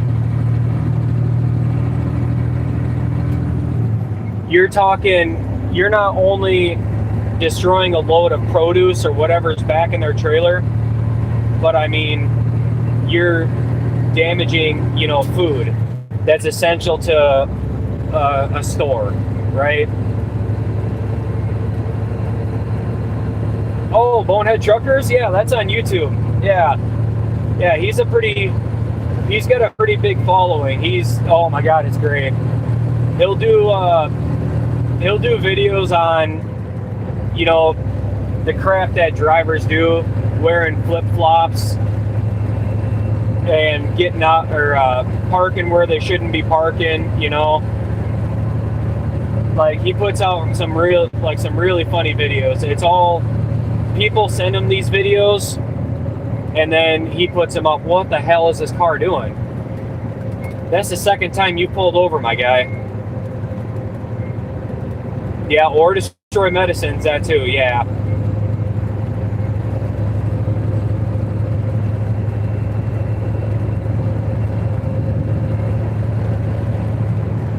Oh, and so you know, if you cut the seal on a load for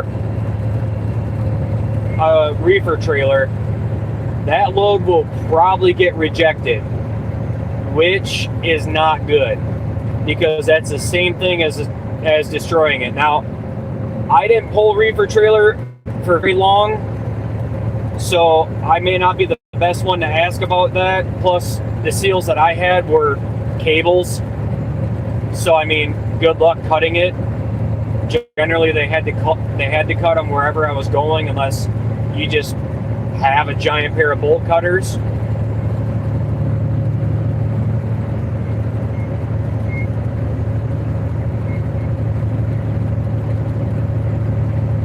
Oh, I am looking forward to getting home today. Speaking of which, let's see here. All right, we'll do fuel in the morning.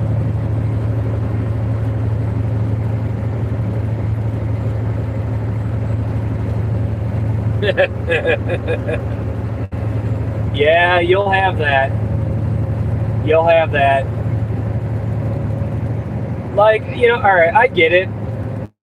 When you park at night and you're going to go in and shower, eat, whatever, if you're not parked in a fuel island, you're off in a parking spot, and you wear Crocs in, all right, you know, whatever. Have at it. But when you're parked at a fuel island and you get out in Crocs, you're probably going to get a lot of shit for it. How do I put it? Like, it's hard for me to completely say that I understand it. I wear boots 100% of the time. but I also get, you know, when you're driving for hours and hours and hours, just wearing something comfortable. Beyond that, I always wear boots. Just saying.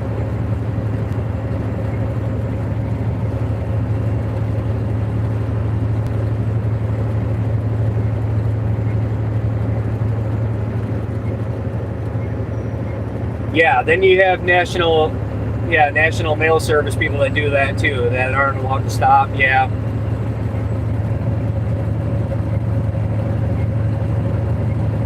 Oh.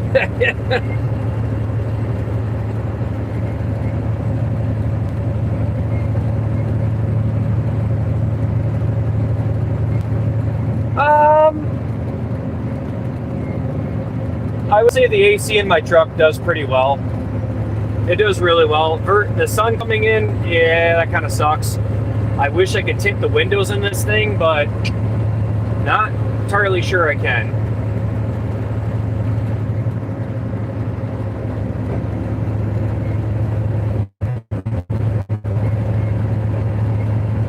Yeah, all right, yep. So, yeah, and that's true. The problem about wearing shoes that slip on and off your feet when you're driving is, in the event your shoe slips off while you're driving and say it gets stuck, or it jams underneath say it slips underneath your brake pedal and it jams, right? Or since you have the ability to slip them off, you slip your shoe off and it goes underneath your brake pedal and you don't notice it, and you go to stop and you look down and you see that. I mean, you know, anything is possible.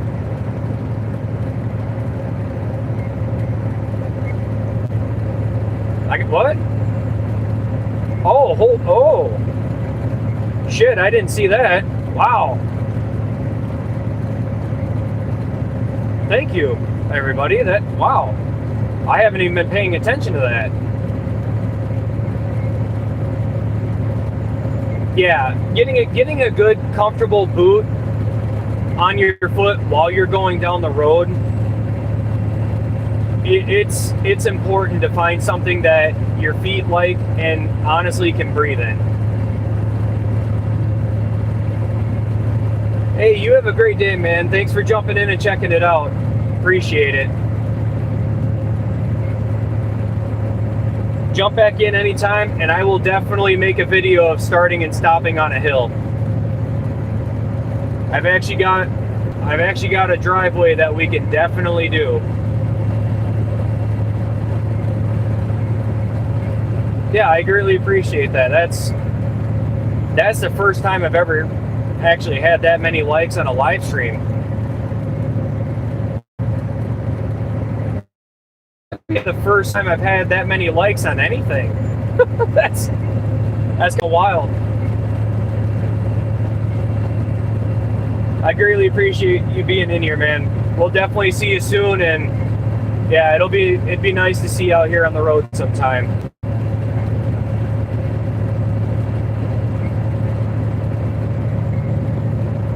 Yeah, you know, I've thought about shaving and keeping the mustache and doing like,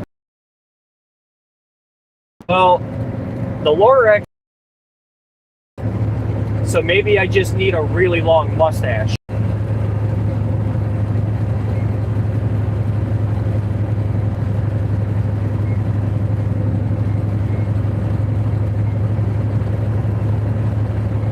Which I could definitely do.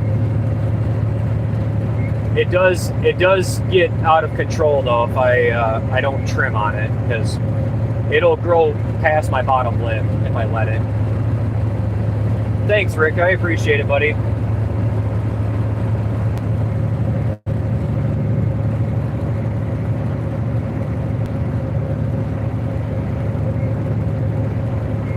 We're not too far from town. Oh, shit. Now that I think about it, we shouldn't have came this way.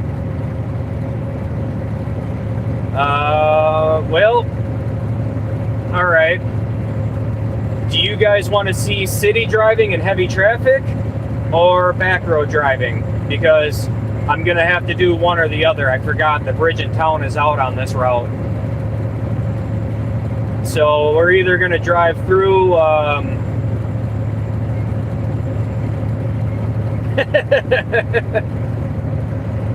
Yeah, I guess so, Patty.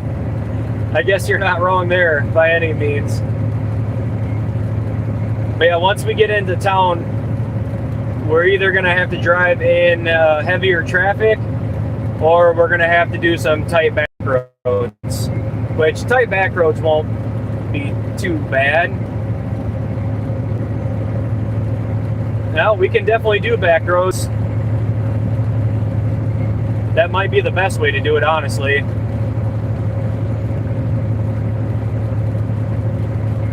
Because I'm pretty sure this time of day, traffic's going to be backed up quite a bit.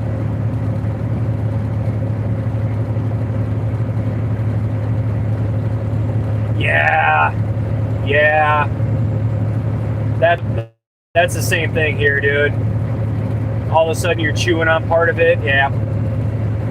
If I let it grow too long, it does the same thing when I'm eating. Eating or drinking something, or, you know, once in a great while, if I go to have a cigarillo or a cigar, same thing.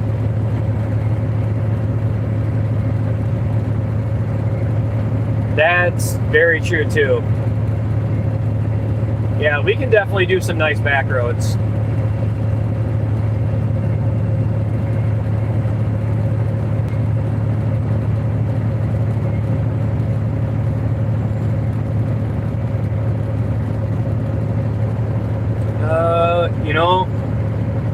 Now that I think about that too, where is it gonna pop? Oh shit, that bridge is out too. All right.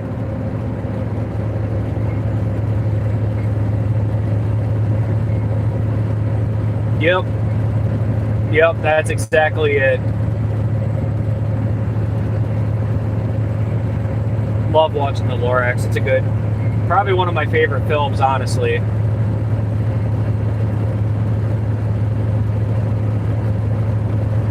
Alright, so the way that we're going to have to go on the back road, I have to take a very particular route, which is going to be really tight, simply because if I go the way that I'm thinking, the bridge on that side is out too, and there's a neighborhood that I can't drive my semi through. So the way that we're gonna go, it won't be too bad, but we're gonna have some tight turns to make with this trailer. But we should be just fine. It's not the first time I've taken that route with a trailer.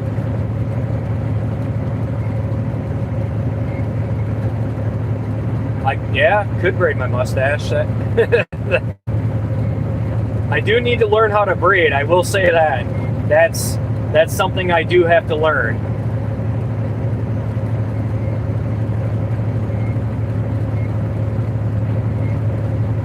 Hey, you know what, Cole? That doesn't sound like a bad time. That don't sound like too bad of a time.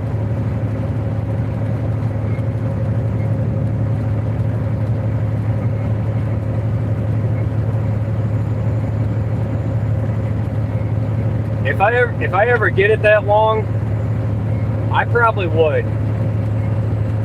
I was going to do handlebar mustache not too long ago, but I did accidentally shave it too short, so I just let it grow out.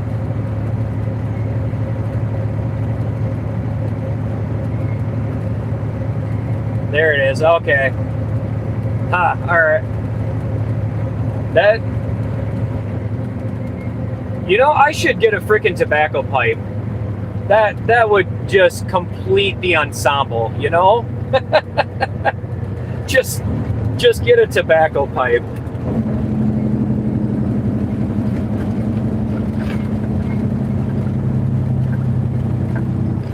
I might as well. I'm sure soon enough she's gonna be doing makeup and crap on my face.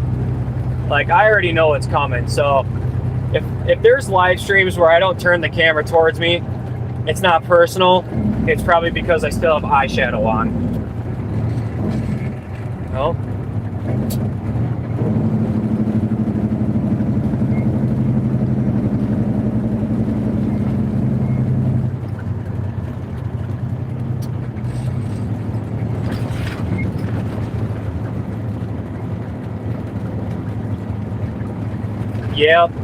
Yep, I can already see that happening.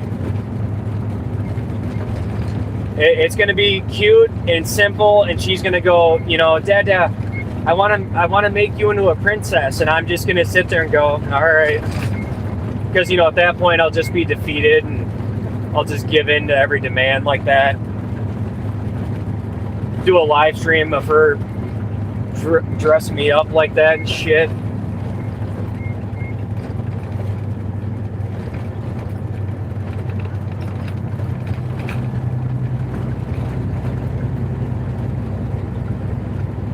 And a feather.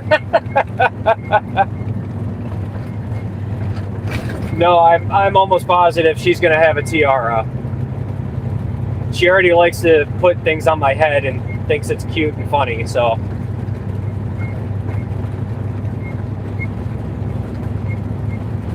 Oh God, the tea parties. Yeah, except my teacups are gonna be filled with scotch or whiskey.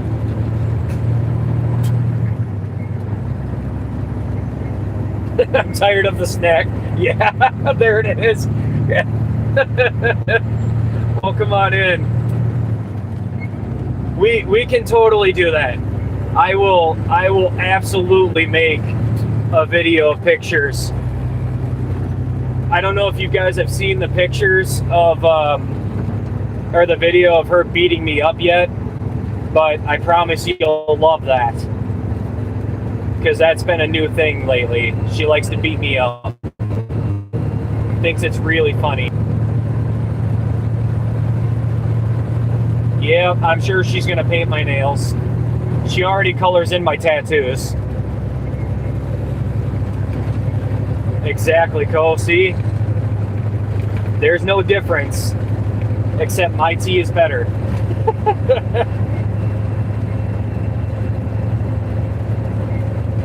Oh, that would be awesome. How would it be live stream? Be sitting there talking to you guys, pull up a tobacco pipe and just blow bubbles out of it. Like, oh, I'd get such a kick out of that.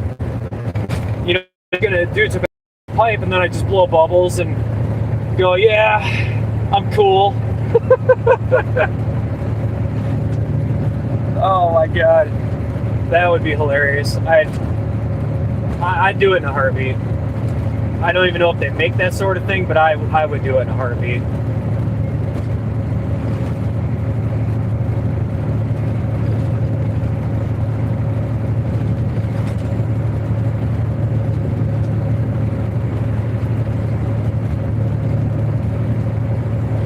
Nah, my daughter thinks I'm cool for now. That's all I need.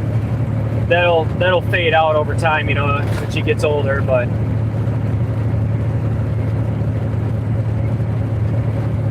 see, Cole, I tell you what, man, if you do live streams and you rip out a tobacco pipe, instant like right there for me.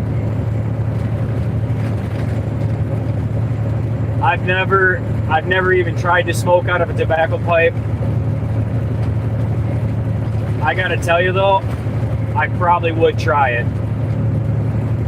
Like, every so often, I love a glass of whiskey and a cigar, so just saying, what? I'm not speeding. Oh, come on.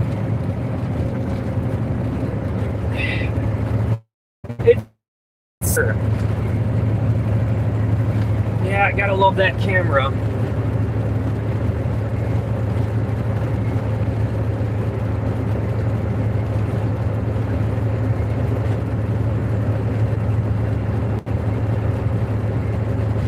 That's right.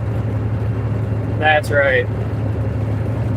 Sorry, I'm trying to show your message. That's exactly it, though. I work hard so she can paint my nails like a princess. Oh, man.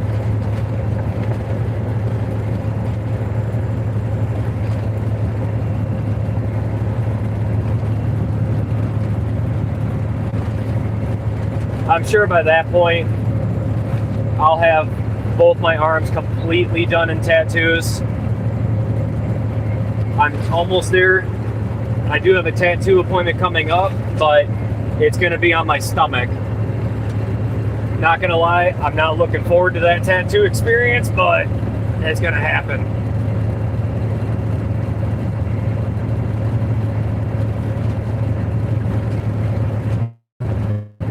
It would be too difficult to pack.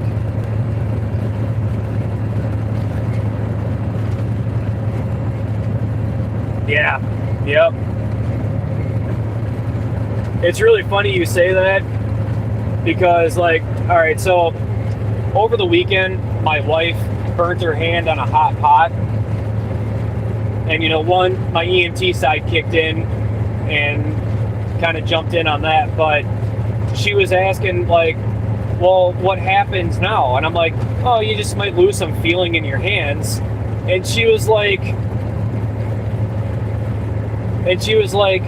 well, wait a minute.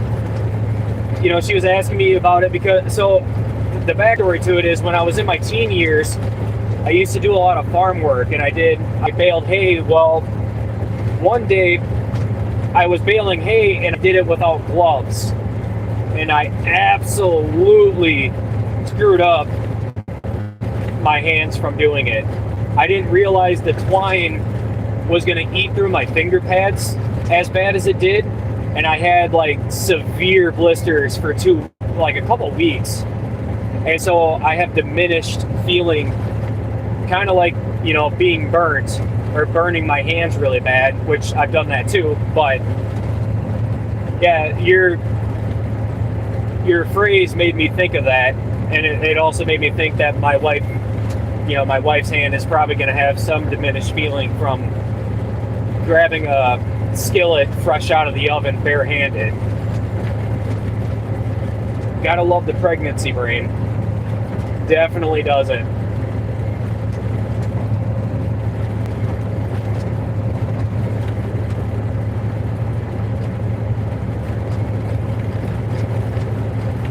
Oh, okay, so they are a real thing. Oh, alright. God, I'll have to look that up. That would be something else, just to be like in traffic. You know, like I'd be going down the road in traffic, or like pull up next to somebody at a stoplight. I'd put that pipe in my mouth and I'd just do one of these, like just hardcore turn and look at them and blow bubbles out the pipe.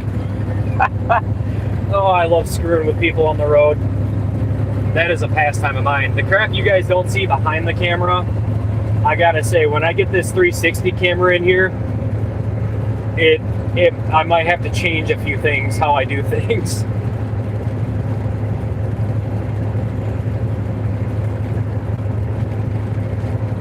Oh God, Rick, you found one? I might actually have to do it now.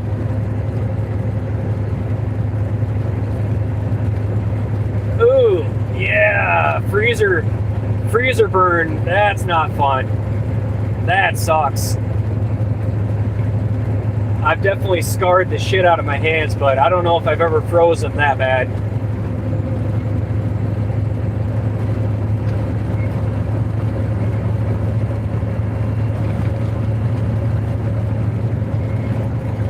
All right, our turn is going to be coming up, and we're going to be running some tight back roads here. This is where it's going to get a little interesting. We're going to, yeah, frostbite. They might call it differently over in the Netherlands, honestly. I actually wouldn't be surprised if they did have a different term for it.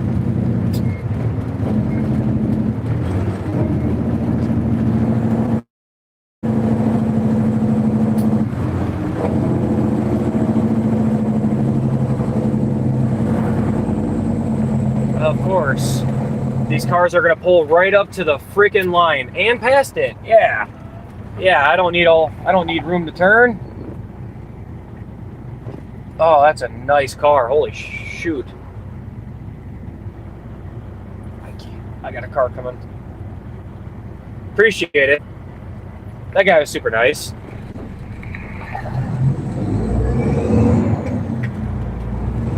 Smokes, you're in here. We were just talking about you, buddy. Nice looking car.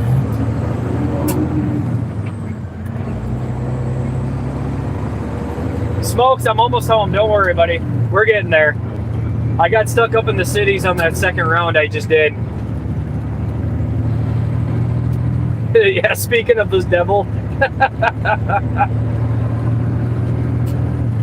Oh, it's been a good talk, man. Yeah, that was a beautiful car. Thing sounded amazing.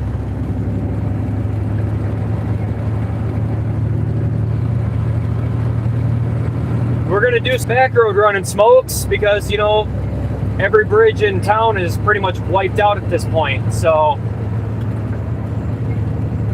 we're taking some back roads because I'm not dealing with the traffic over there.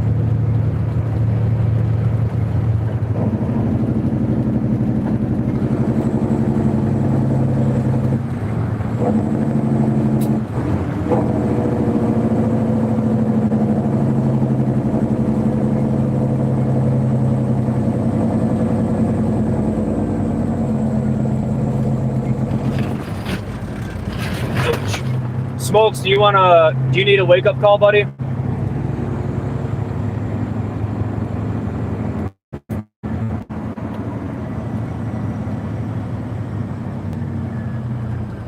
All right, we're gonna swing it wide for this one.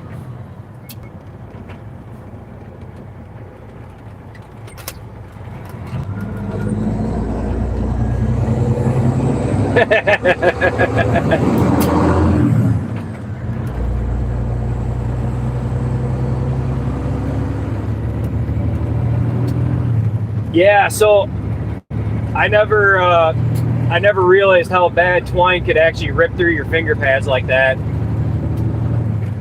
Sounds good, Smokes. I'll make sure, I'll try to be up early and let you know.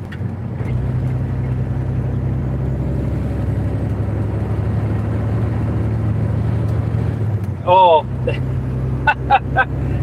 yeah, that's my no lot lizard sticker.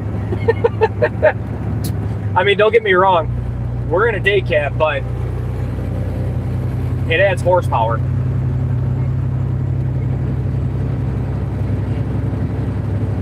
Yeah, we should be able to do that, man. I think all I have to do is before I start my live stream, I essentially have to send you something and it should allow you to do it. And then you can live stream on your end as well as I'm doing on mine. I don't know how it goes for audio though. It's the one thing I'm not sure.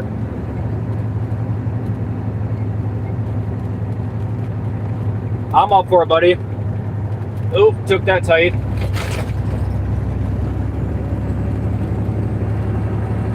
Sorry, everybody. We're kind of racing home right now. All right, man. I'm in.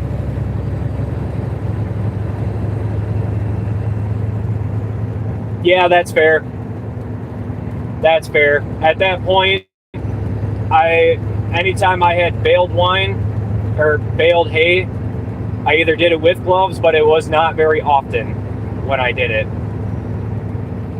But yeah, that day in particular, when those blisters hit, I did it for, oh boy, like probably 12 hours of it.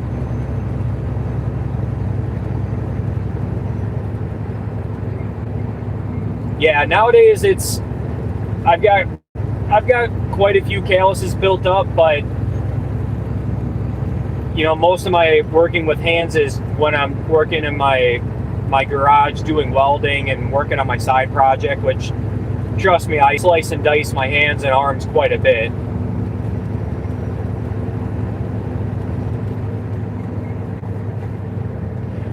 Exactly. Skin? What? That tears and rips? Gets cut?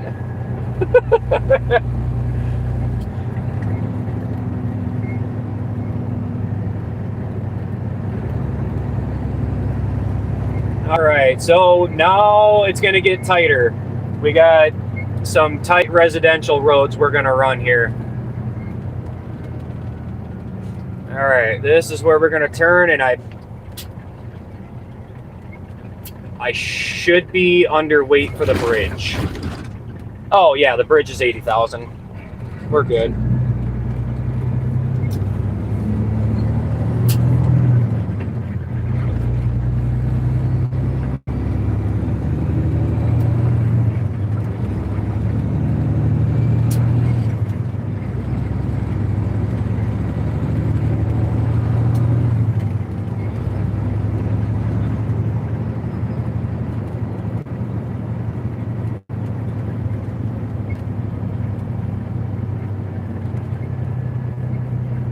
That, I'd love to try that sometime. I'll try a lot of things once, ain't gonna lie. I definitely will. Ouch, ouch. A little rough. Yeah, these are tight.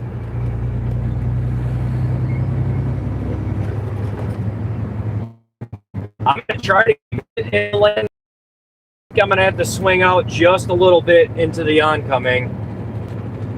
Yeah, just a smidge. I'm basically on the line on both sides where we're at right now.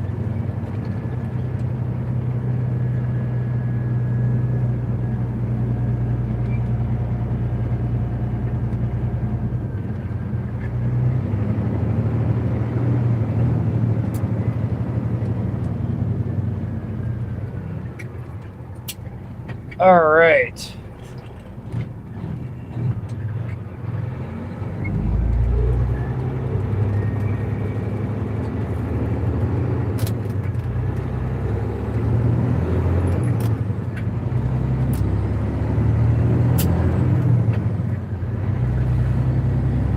Oh, I didn't even see it split out, Cole. Thank you.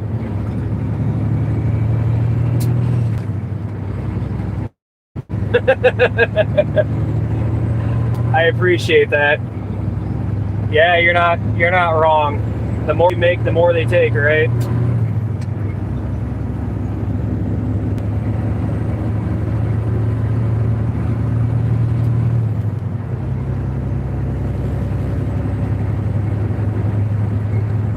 Yeah.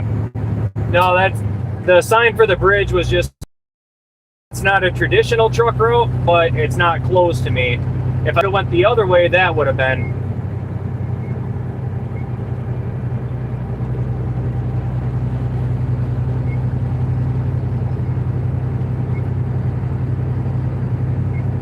Yeah, that's about right. It's very uncommon you see them anymore, but they're definitely still out there. They're definitely, I gotta tell ya, there's a reason they get the name. There it is, Cole. Yeah, each sticker gets 10 horse.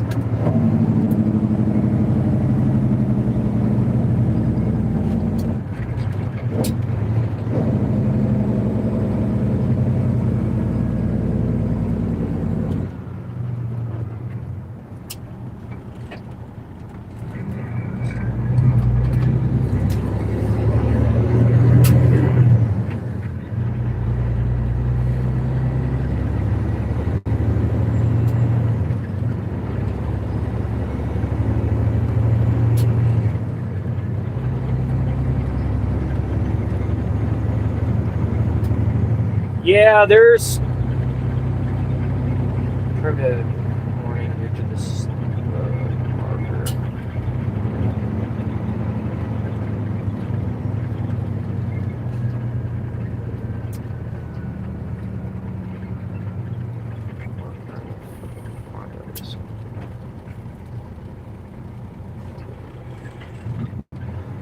I think with the slants,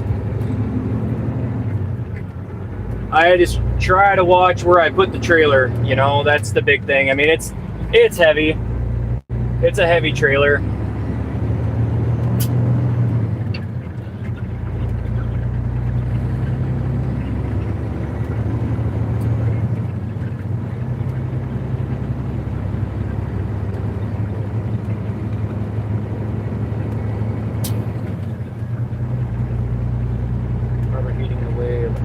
Functions as volts.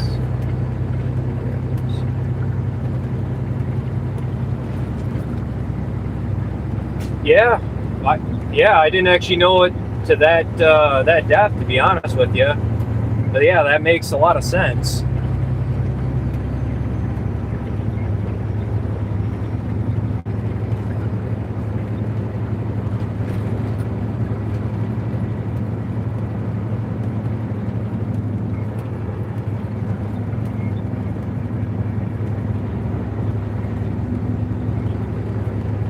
Yeah, if I was loaded, I probably wouldn't have gone that route. I would have went the regular way. But since I'm empty and I don't have to take too slight of turns or too hard of turns on that road, I figured we wouldn't do too much there. I mean, then again, if I were to try to do like a U-turn on something like that, yeah, I probably would have tore that road up. But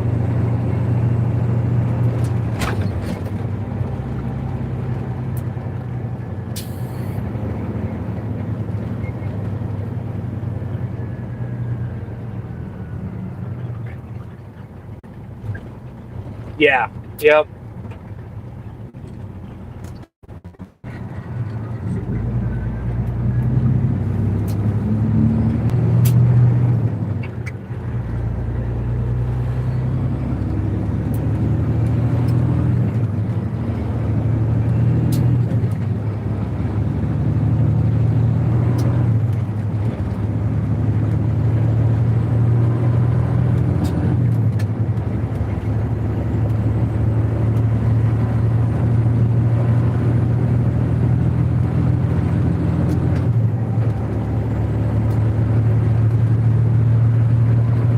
This thing sped up here. We are just about to our facility.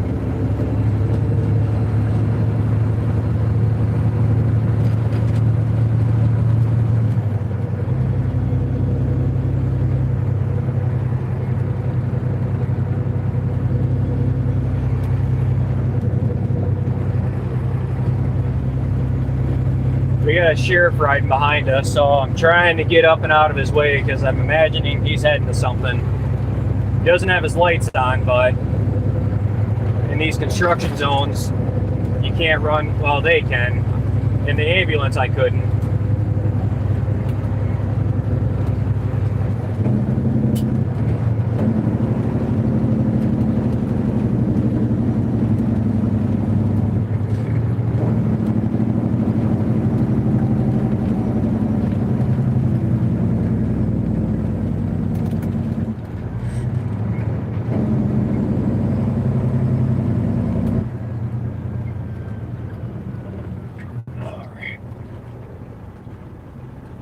All right, everybody, we are just about to our stop for the night and be done for the day, I should say. So what I'm gonna do here is plan to jump off. We will be rolling here this morning, or we'll be rolling again in the morning. We are gonna be heading down to Iowa first thing in the morning and grabbing a loaded trailer for the cities. It'll be a good time. Let me get this flipped around here.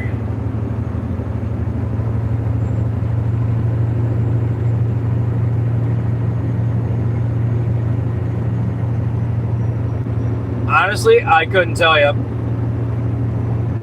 I honestly couldn't tell you. Yeah, I couldn't tell you.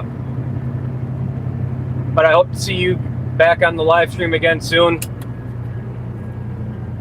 All right, I'm gonna pull off. I gotta open the gate here. But you guys have a wonderful night. Thank you so much for tuning in, checking it out. It's been a very eventful live stream. Probably one of the best live streams we've had yet. And I look forward to having many more. So, you guys have a wonderful night. Thank you so much for tuning in, and I look forward to seeing you all very soon.